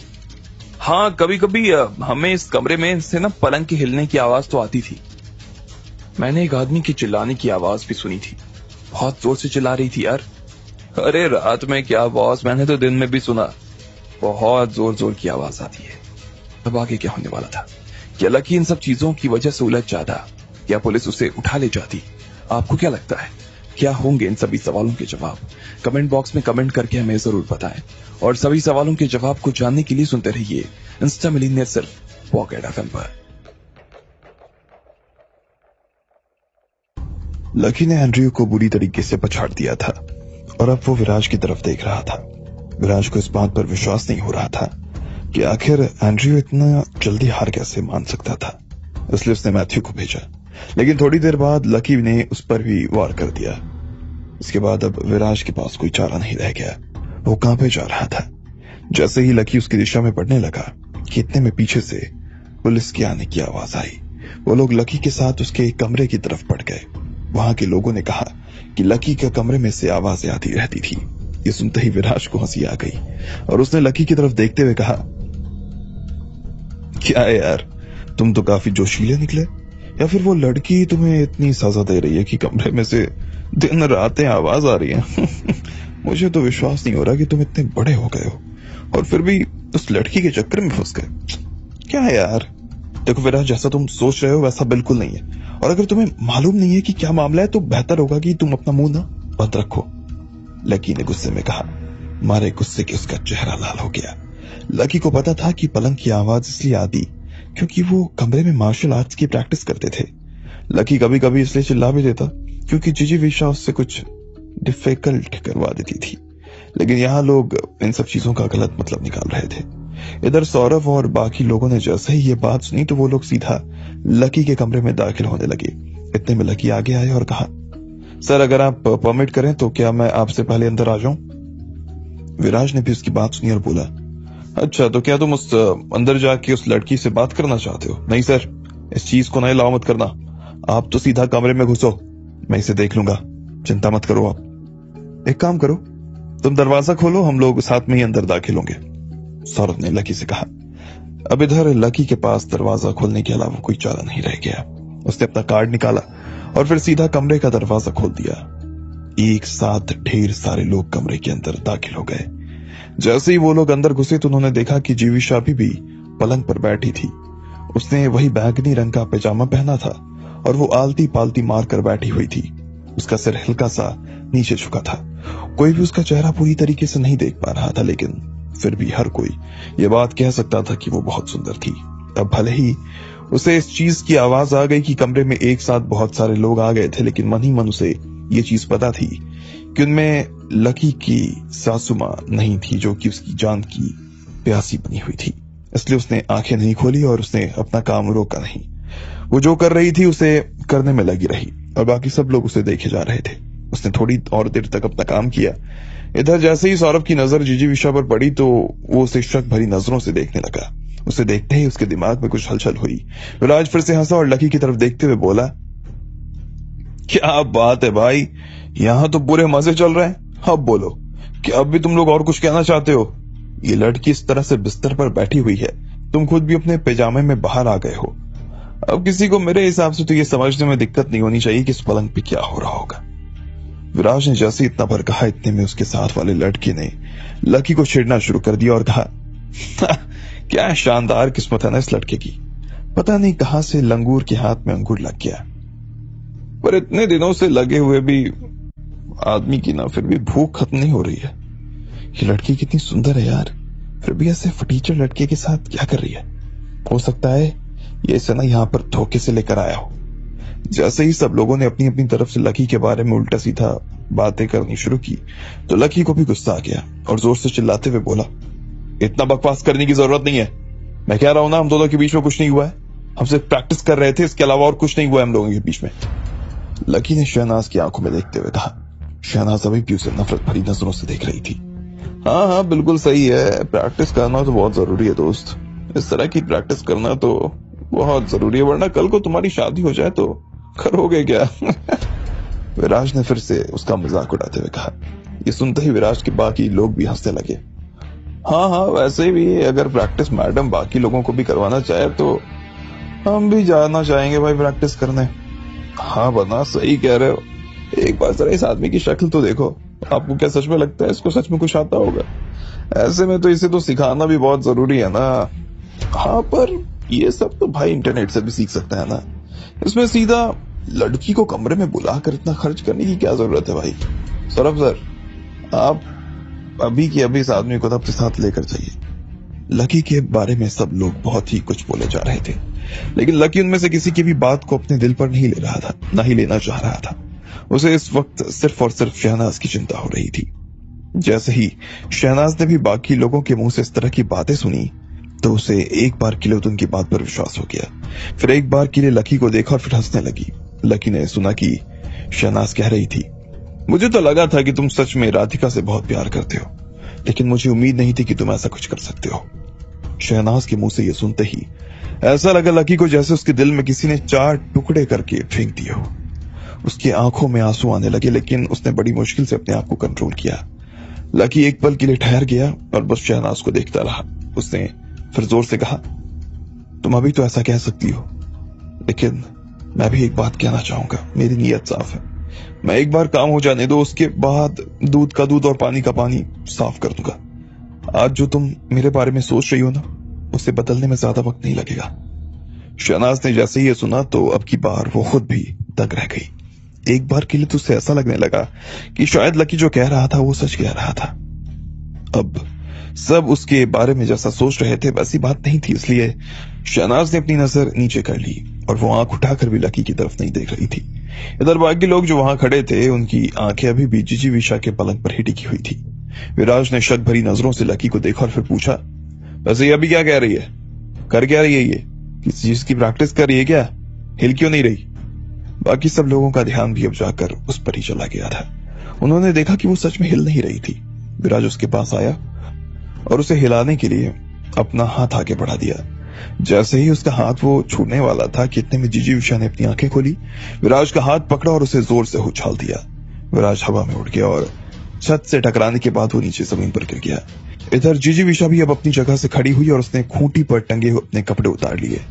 जैसे ही वो नीचे जमीन पर गिरा तो इतने में जीजी विशा ने दोबारा अपने सफेद कपड़े पहन लिए थे। वो सौरभ की तरफ देख रही थी। उसे गुस्सा आ रहा था और उसने गुस्से में कहा, तुम लोगों की हिम्मत कैसे हो गई कि तुम लोग बिना मुझसे पूछे मेरे कमरे में आ गए? इधर शहनाज और बाकी लोग विराज को उठाने में लग गए थे। उसे बहुत चोट आ गई और सब लोग उसे उठाने में मदद कर रहे थे उसकी। कुछ लोगों ने तो जीजी विशा को गालियां देनी शुरू कर दी। साली, एक तो इस तरह की काम करती, ऊपर से हमारे बना के ऊपर हाथ उठाती है। बेशर्म, अगर विराज बना को कुछ हुआ ना तो हमें से कोई भी तुझे जिंदा नहीं छोड़ेगा। सौरभ सर देख रहे हैं, इसने आपके सामने बना के ऊपर हाथ उठाया है। ले जाइए सर इसे यहां से। इधर शहनाज विराज के पास आकर बैठ गई। उसने विराज का सिर अपनी गोदे में लिया और बोली, विराज, विराज, क्या तुम ठीक हो? विराज ने लेकिन शहनाज की बात पर कोई ध्यान नहीं दिया। वो बस गुस्से से जीजी विशा की तरफ ही देख रहा था और उसने कहा, साली चुड़ैल, सर अभी के अभी इन दोनों हरामखोरों को पकड़ के जेल में डालो, पकड़ो इन्हें। इधर सौरभ खुद भी विराज को देख रहा था। जैसे ही उसने विराज के मुंह से इस तरह की बात सुनी तो उसने कहा, विराज, तुम अपने शब्दों पर जरा ध्यान दो। इस तरह की भाषा का इस्तेमाल करना ठीक नहीं है। जैसे ही जीजी विशा ने अपना चेहरा ऊपर उठाया और अपनी आंखें खोली तो सौरभ खुद भी अपने होश खो बैठा था। वो जीजी विशा को देखते ही पहचान गया। ये और कोई नहीं बल्कि वही रानी थी जिसकी तलाश में जयपुर की पुलिस कई दिनों से लगी हुई थी।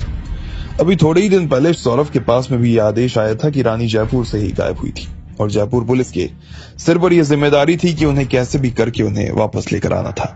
आज वो रानी उन्हें शर्मा होटल में मिल गई। अब भले ही विराज और उसका परिवार जयपुर का सबसे बड़ा परिवार था, लेकिन उन लोगों की यहाँ बहुत इज्जत थी, पर फिर भी वो रानी के नीचे थे। रानी का कद विराज और उसके परिवार से काफी बड़ा था। इसके बारे में इस तरह की बात करने से भारत के उनके देशों से संबंध खराब हो सकते थे और इसलिए सौरभ ने विराज को डांट दिया। लेकिन विराज को उसकी बात सुनकर और ज्यादा गुस्सा आ गया और वो ये बर्दाश्त नहीं कर सकता था कि सौरभ लकी का बचाव करे और उसे डांटे। इस बात को वो किसी भी तरह से नहीं बचा सकता था, इसलिए उसने फिर से सौरभ को देखा और डांटते हुए कहा, सर मैं समझ नहीं पा रहा हूं कि आप चाहते क्या हो। मैंने अभी जो कहा शायद आप उसे ठीक से सुन नहीं रहे। मैं आपसे कह रहा हूं कि आप इन दोनों हरामखोरों को अभी के अभी जेल में डालो, इनकी अच्छी से धुनाई करो। अब सौरभ को समझ नहीं आ रहा था कि वो विराज को समझाए भी तो कैसे समझाए। वो उसे डांटना चाहता था, वो उसे बता देना चाहता था कि ये लड़की जिसे वो गाली दे रहा था वो कितने बड़े देश की रानी थी और गाली देने की वजह से सिर्फ ना उसके ऊपर बल्कि पूरे देश के ऊपर मुसीबत आ सकती थी। मगर सौरभ को लगा कि विराज इन बातों को सुनने समझने का मानव नहीं था, इसलिए उसने फिर से कहा, देखो विराज, अगर तुमने अपनी जुबान नहीं सुधारी ना तो मुझे तुम्हें जेल में डालना पड़ जाएगा। उसके बाद मत कहना कि मैंने कुछ कहा नहीं था। इधर अब विराज को समझ नहीं आ रहा था कि जब सौरभ को उसने बुलाया था तो फिर सौरभ उसके खिलाफ बात क्यों कर रहा था। ऐसा कैसे हो सकता था? भले ही उनका परिवार जयपुर में रहता हो, लेकिन वो लोग चाहते तो चांद तक जा सकते थे और यहाँ एक छोटा सा पुलिस वाला उसे जेल में डालने की बात कर रहा था। आखिर ये सब चल क्या रहा था? आगे क्या होने वाला था? क्या विराज लकी को जेल में डलवा देता? क्या लकी अपनी तरफ से लोगों के सामने सफाई पेश कर सकता था? आपको क्या लगता है, क्या होंगे इन सभी सवालों के जवाब? कमेंट बॉक्स में कमेंट करके हमें जरूर बताएं और सभी सवालों के जवाब को जानने के लिए सुनते रहिए इंस्टा मिलियनेयर सिर्फ पॉकेट एफएम पर। लकी ने मैथ्यू को भी हरा दिया था, लेकिन इतने में पुलिस के आने की वजह से लकी को उसके कमरे में आना पड़ गया। जैसे ही सब लोग कमरे में दाखिल हुए तो उन्हें देखा कि जीजी विशा अपने पलंग पर आंखें बंद करके बैठी हुई थी। जब विराज उसे उठाने के लिए गया तो उल्टा जीजी विशा ने उसे नीचे गिरा दिया। इधर सौरभ पहचान गया था कि वो रानी थी और इसलिए वो विराज के कहने पर भी उसे और लकी को अरेस्ट नहीं कर रहा था। विराज को इस बात पर गुस्सा आ रहा था। वो अपनी जगह पर से खड़ा हुआ और सीधा सौरभ की कॉलर पकड़ ली। उसने उसे झकझोरते हुए कहा, सौरभ जी, आप क्या कह रहे हो? आपको पुलिस में रहना या नहीं रहना है? आप इन दोनों हरामखोरों की वजह से मुझसे इस तरह से बात कर रहे हो। थोड़ी शर्म आ रही है या नहीं आ रही है? इससे पहले कि वो आगे कुछ और कह पाता, इतने में सटाक की एक जोरदार आवाज आई। सौरभ ने विराज के गाल पर एक जोरदार तमाचा लगा दिया और फिर वो नीचे जा गिरा।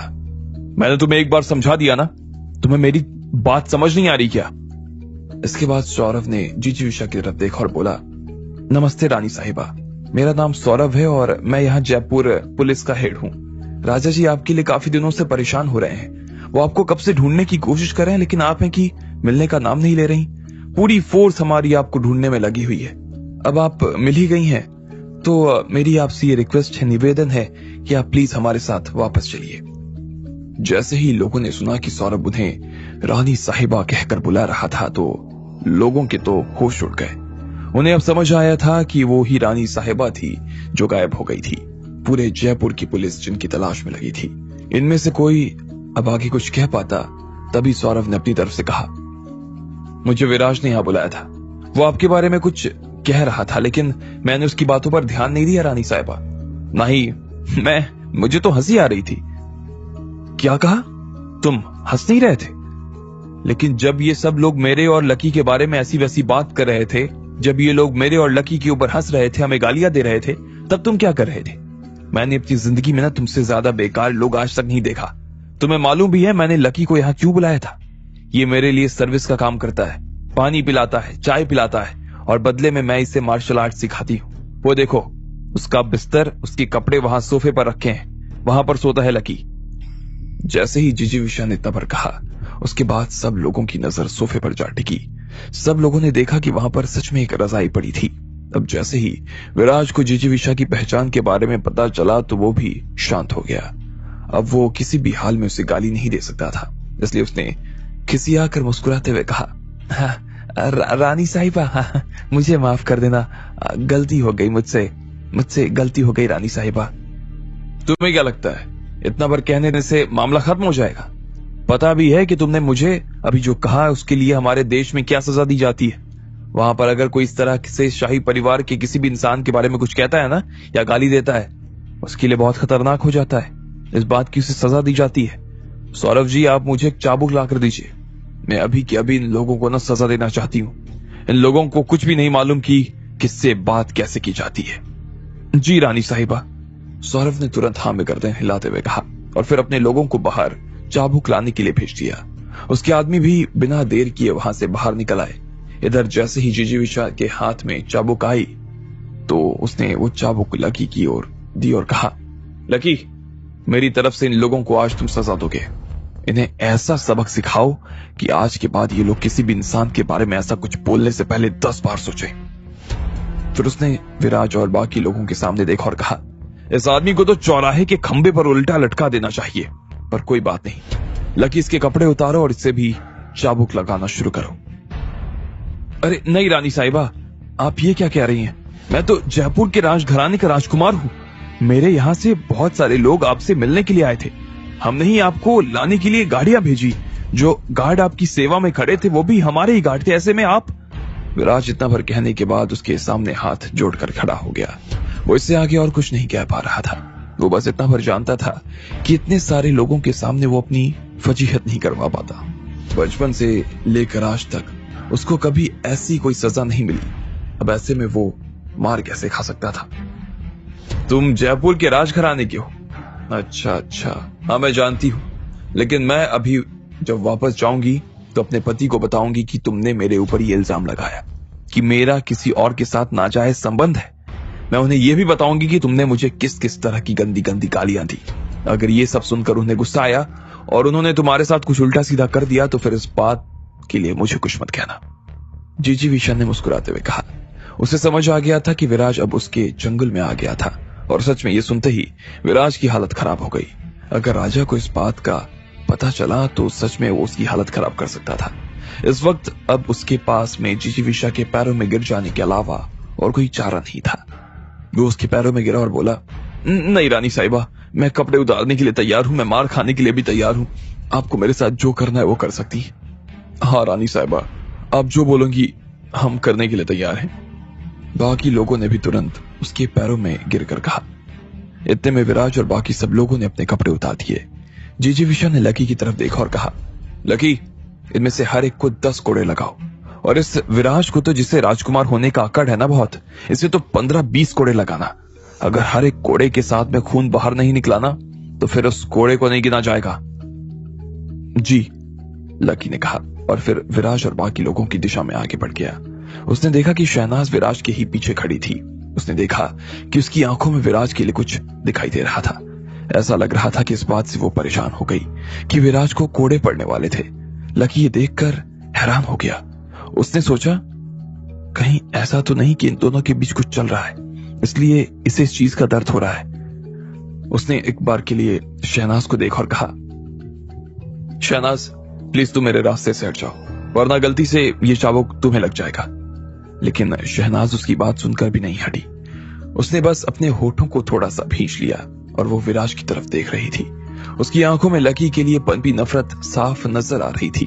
वो किसी भी पल अपना मुंह खोलकर बस ये कहने ही वाली थी कि विराज उसका बॉयफ्रेंड था और वो उसे इस तरह से मार खाते हुए नहीं देख सकती थी। लेकिन इससे पहले कि वो अपना मुंह खोलती, इधर से विराज ने उसे धक्का दिया और कहा, अरे हट जाओ यहां से, वो जो करने के लिए आ रहा है उसे करने दो।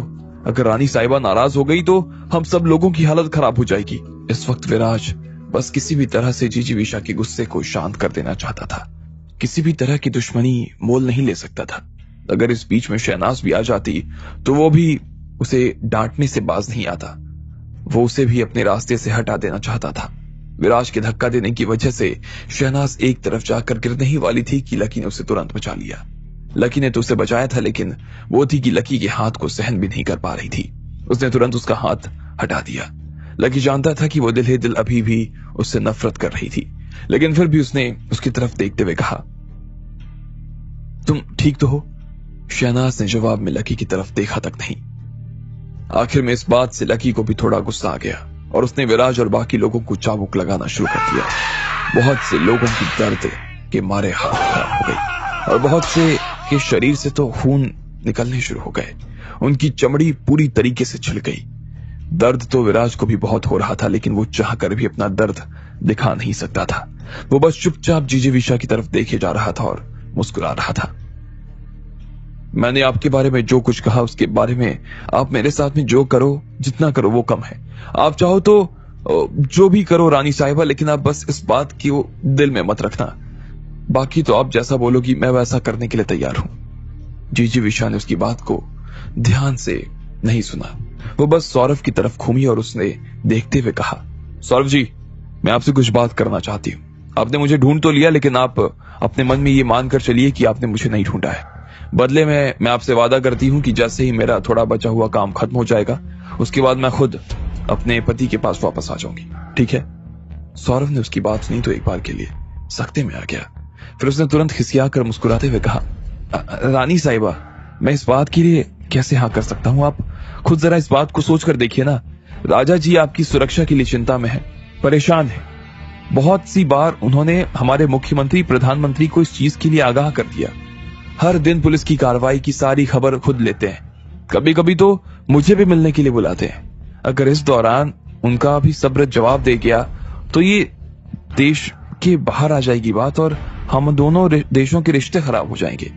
आप राजा जी की रानी हैं, ऐसे में तो जानती ही होंगी कि अगर ऐसा कुछ हो गया तो हमारे साथ क्या होने वाला है। इसलिए प्लीज मुझे माफ कर दीजिए, चलिए हमारे साथ।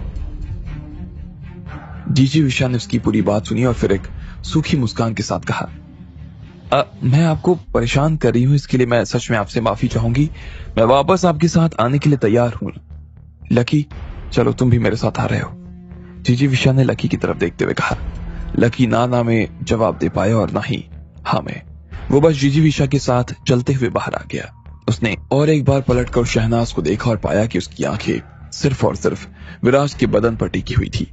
उसे समझ नहीं आ रहा था कि इन दोनों के बीच ऐसा क्या चल रहा था। आखिर उसके मन में अपने ही जीजा के लिए इतना प्यार कैसे उमड़ आ सकता था।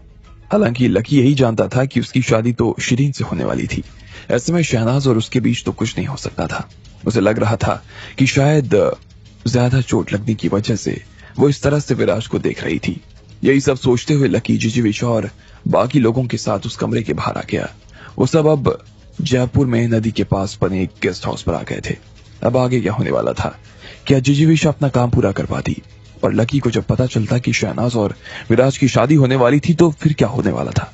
आपको क्या लगता है, क्या होंगे इन सभी सवालों के जवाब? कमेंट बॉक्स में कमेंट करके हमें जरूर बताएं।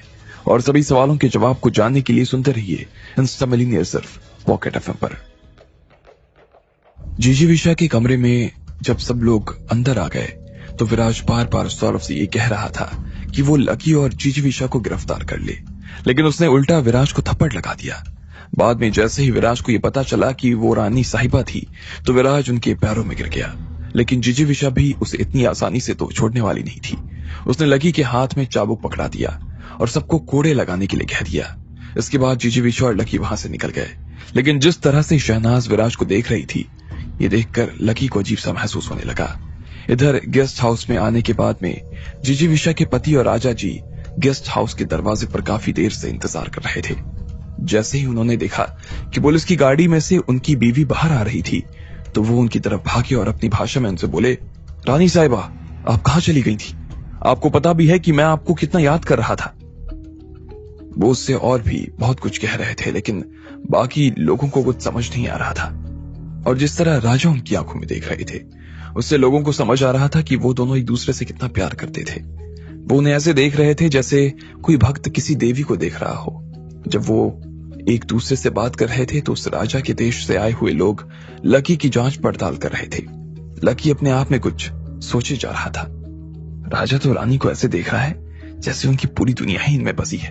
इन्हें देखकर ऐसा लगता है कि ये रानी से काफी प्यार करते हैं, लेकिन इधर रानी को देखकर ऐसा नहीं लग रहा कि ये राजा से इतना प्यार करती है।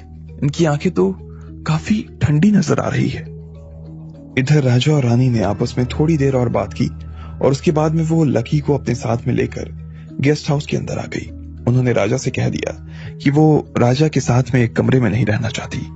कमरों की सफाई हो गई और बाद में जीजी विशा ने लकी को बुला लिया। तब तक लकी ने पूरा गेस्ट हाउस देख लिया था। थोड़ी देर बाद जब वो कमरे के अंदर आया तो उसने रानी की तरफ देखा और कहा, मुझे लगा नहीं था कि आप रानी साहिबा हैं। इधर जीजी विशा भी अपनी खिड़की के पास कुर्सी लगाए बैठी थी और सामने नदी को देख रही थी। उसने उस तरफ देखते हुए कहा, परिणीता इन दिनों में आने वाली थी। मेरा काम हो जाने वाला था, लेकिन मुझे इन सब के बारे में बताना ठीक नहीं लगा। उसके बाद फिर से उसने झील की तरफ देखा और बोली, उस आदमी ने 20 साल पहले बहुत दुख दिया। उस चोट को मैं आज तक नहीं भूली। उसकी चोट की वजह से ही मैंने अपना घर छोड़ दिया और फिर मैं पूरे देश में इधर उधर घूमने लगी। मैं बस उस आदमी से बदला लेना चाहती थी। मैं इस दौरान ना ढेर सारे लड़के को डेट भी कर रही थी। उनके साथ मैं कई तरह की चालबाजी किया करती। मुझे उस आदमी से बहुत प्यार था। मैं पहले ही नजरों में उससे प्यार कर बैठी, लेकिन बाद में उसने मुझे धोखा दिया और मैं उसे जलाने के लिए ले गई और बाद में मर्दों के साथ घूमने लगी। मुझे लग रहा था कि अगर वो एक बार फिर से मेरी जिंदगी में आने के लिए हाँ कर देता ना, तो मैं शायद इस राजा को एक झटके में लात मारकर बाहर कर देती। जीजी विशा ने अपने बारे में ये नया राज खोलना शुरू किया। लकी भी इधर उसकी इस बात को सुनकर अचंभा हो रहा था। उसने आगे कहा, मैं घूमते हुए इस राजा के संपर्क में आ गई। मैंने सोचा, अच्छा है, राजा है, चलो इसी को फंसा लेते हैं। वो भी मुझे प्यार से देखते पागल हो गया था और मैं उसके साथ में होली। जब मैं उस धोखेबाज से मिलने के लिए गई थी, तब भी मैं उसे अपने साथ में ले गई। उस दौरान मैं राजा से ना बहुत प्यार से और बहुत ज्यादा प्यार से पेश आ रही थी, लेकिन उस चीज का उस आदमी के ऊपर कोई असर ही नहीं हुआ। इसमें गलती मेरी भी थी। मुझे भी मालूम नहीं था कि तब तक उस आदमी के दिल में कोई इंसान आकर रहने लगा था और अब वो उसके अलावा और किसी के साथ नहीं रहना चाहता। उसके दिल में अब मेरे लिए और कुछ बाकी नहीं रह गया। बाद में वो हमारे देश के जंगलों में जाकर छुप गया। मुझे नहीं पता था कि वो जंगल में कहाँ छुपा था, इसलिए मैं उससे मिलने भी नहीं जा सकती थी।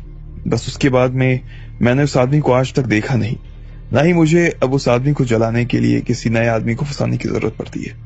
मैं तब से इस राजा के साथ हूं। ये भी अभी कुछ साल पहले ही राजा बना और मैं इसकी रानी। लकी ये कहानी सुनकर हैरान रह गया। उसे एक बार के लिए तो इस बात पर विश्वास नहीं हो रहा था, लेकिन फिर उसने जीजी विशा की तरफ देखा और कहा, अच्छा रानी साहिबा, ये बताएं कि वो आदमी था कौन जिसने आपका दिल तोड़ा, जिसके बारे में आप बात कर रही हैं? क्या उसी आदमी की वजह से आप मेरी सासू माँ को मारना चाहती हैं? लकी उससे और भी बहुत सारे सवाल करना चाहता था, लेकिन उससे पहले ही जीजी विशा अपनी जगह से खड़ी हुई और बोली, ठीक है, तो अब तुम चाहो तो यहाँ पर प्रैक्टिस कर सकते हो। मैंने पहले ही उससे लाल धागे का इस्तेमाल करते हुए परिणीता को यहाँ आने के लिए कह दिया है। हो सकता है वो जल्द से यहाँ भी आ जाए। अगर तुमको उसके हाथों मरना नहीं है तो तुम अभी से कुंग फू की प्रैक्टिस शुरू कर दो। लकी ने भी इस बात पर हाँ में अपना सिर हिला दिया और फिर प्रैक्टिस शुरू कर दी। ऐसा लग रहा था कि इन दोनों के बीच में सच में कोई लड़ाई होने वाली थी। चाहे कैसी भी लड़ाई होती, वो कितनी भी बड़ी होती, लेकिन लकी उनमें से किसी को भी मरने नहीं देने वाला था। वो सबसे पहले अपने मन को शांत करने के टेक्निक के बारे में सोच रहा था। पिछले 2 से 3 दिनों से लकी वही गेस्ट हाउस में रह रहा था और अपने काम में लगा हुआ था। जीजी विशा उससे फिर से बहुत कुछ सिखा रही थी। पिछले 2-3 दिनों से लकी वहां गेस्ट हाउस में रह रहा था और अपने काम में लगा हुआ था।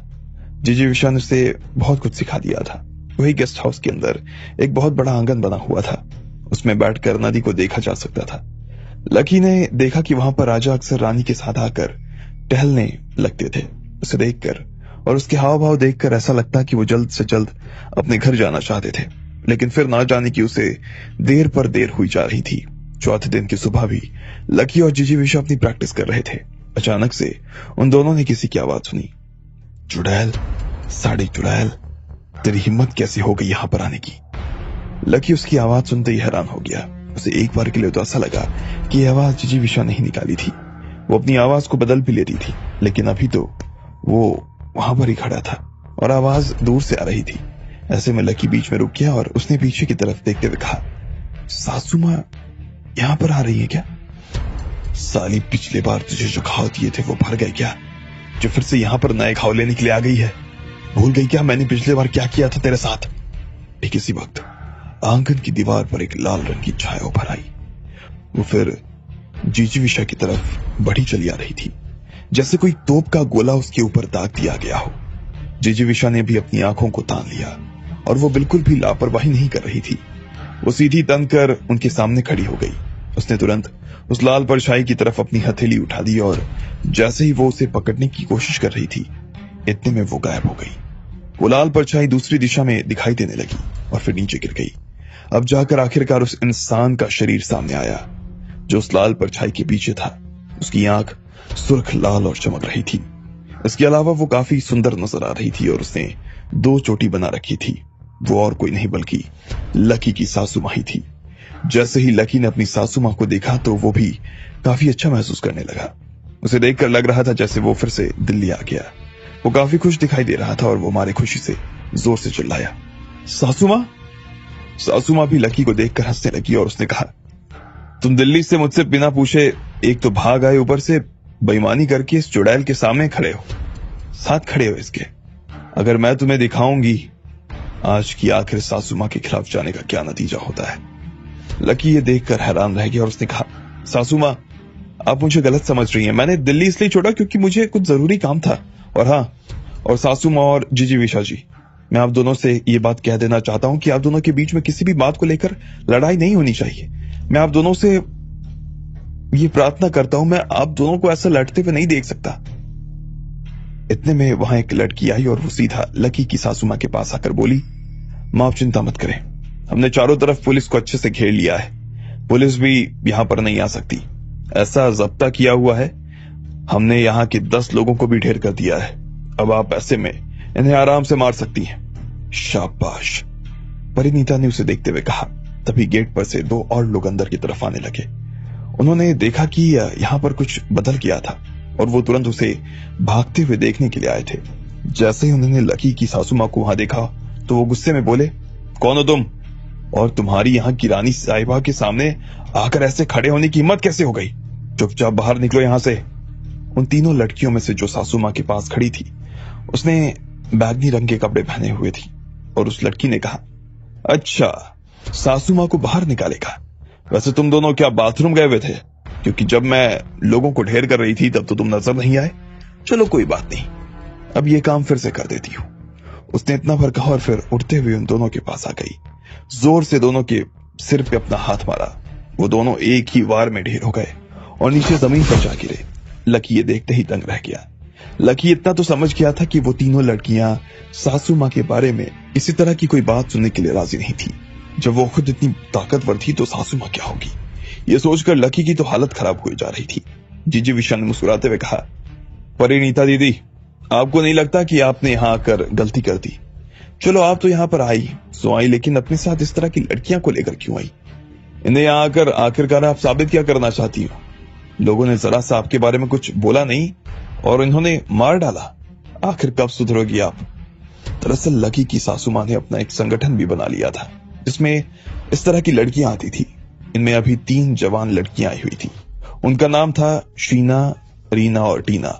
एक और थी मीना, लेकिन वो अभी तक वहां पर आई नहीं थी। उन चारों को साथ में नगीना बुलाया जाता था।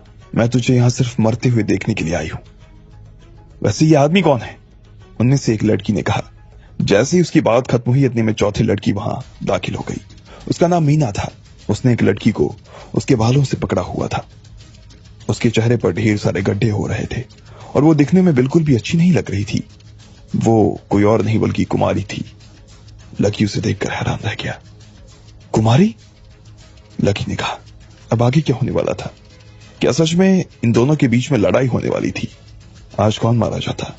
जीजी विशा, परिणीता या फिर लकी? आपको क्या लगता है? क्या होंगे इन सभी सवालों के जवाब? कमेंट बॉक्स में कमेंट करके हमें जरूर बताएं और सभी सवालों के जवाब को जानने के लिए सुनते रहिए तमिलियन सिर्फ पॉकेट एफएम पर।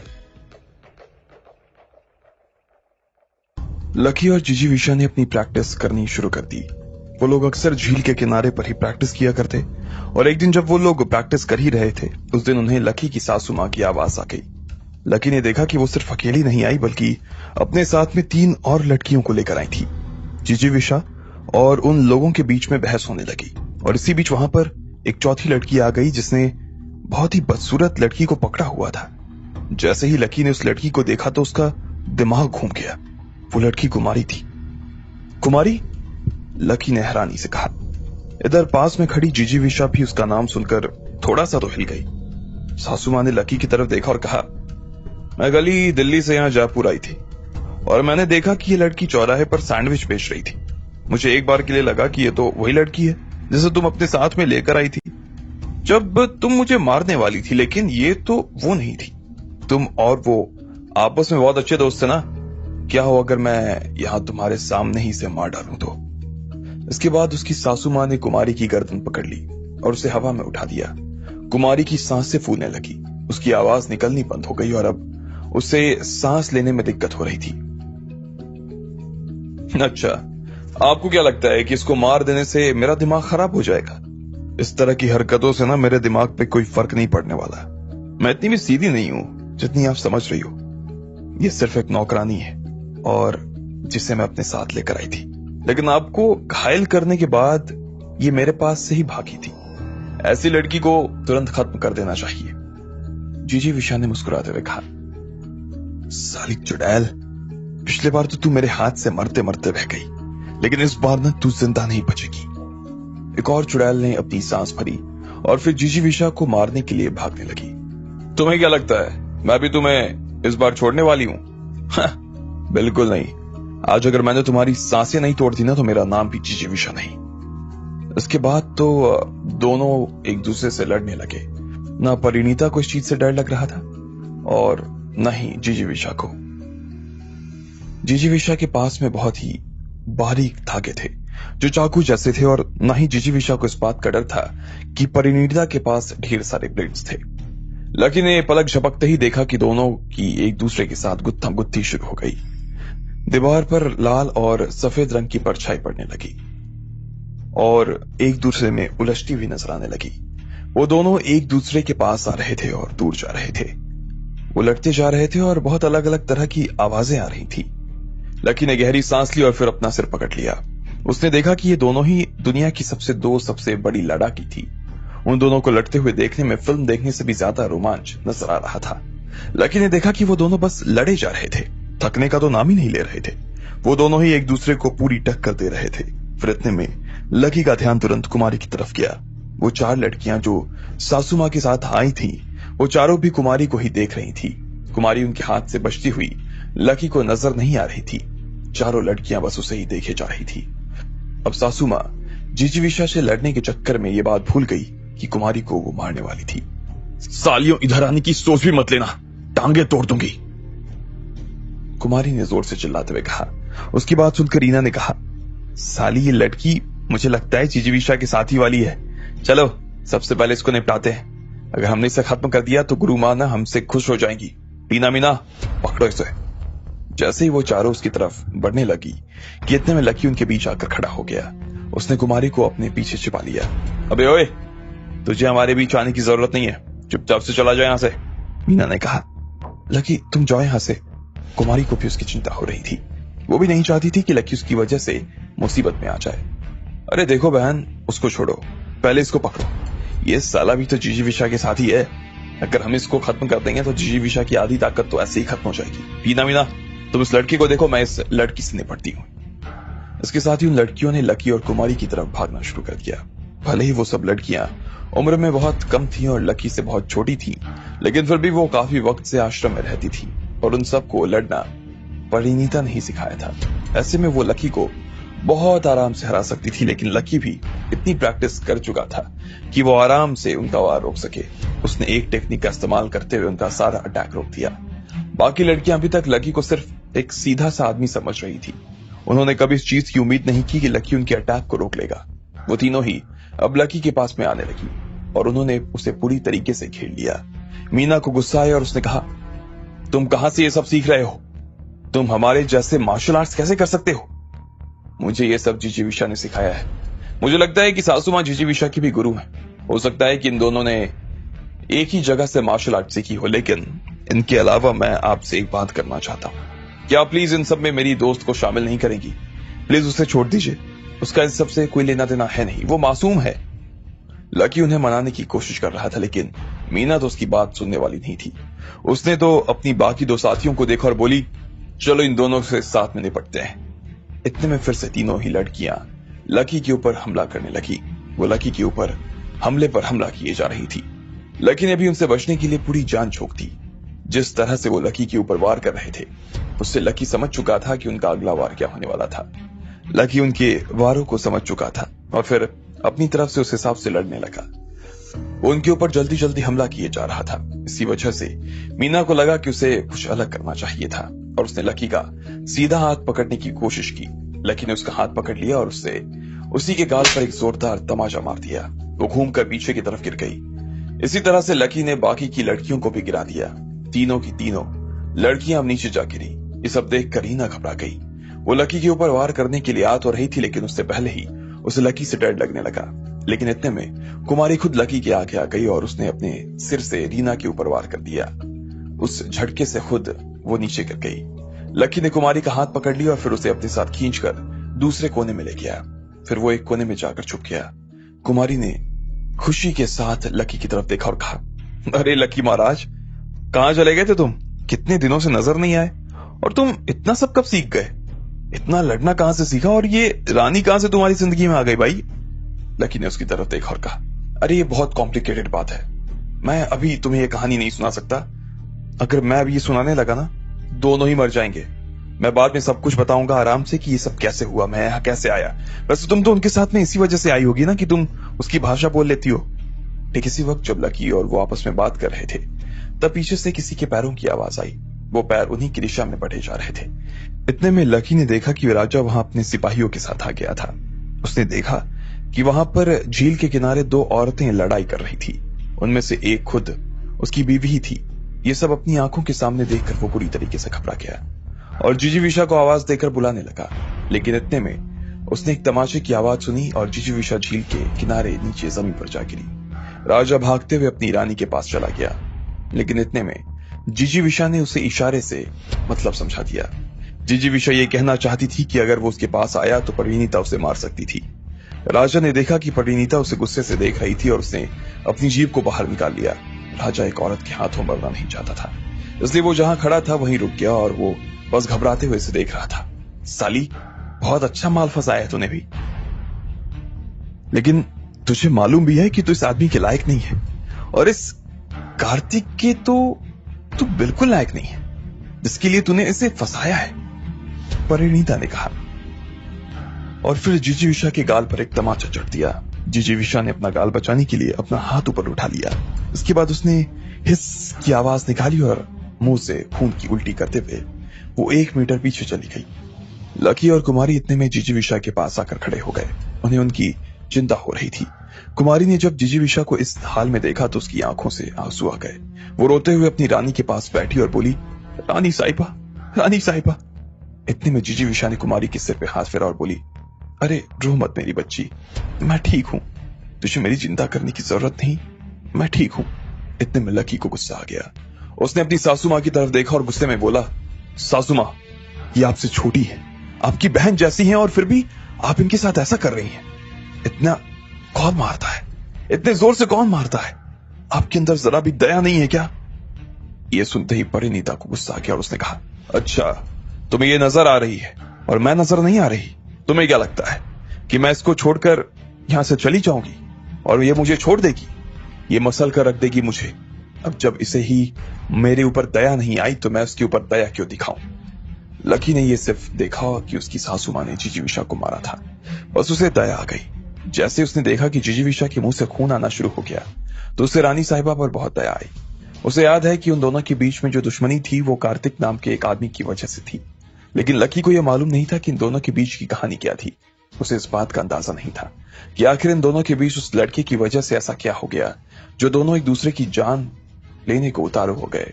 लकी को फिर लगा कि अब इस लड़ाई को रोकना चाहिए था, इसलिए उसने कहा, सासू मां, मैंने तो ये सुना है कि आपने कार्तिक से इनको दूर कर दिया था, इस वजह से आपके और इनके बीच लड़ाई हो गई। अब ऐसे में गलती आपकी है, आपको इनको कार्तिक से दूर नहीं करना चाहिए था, लकी ने कहा।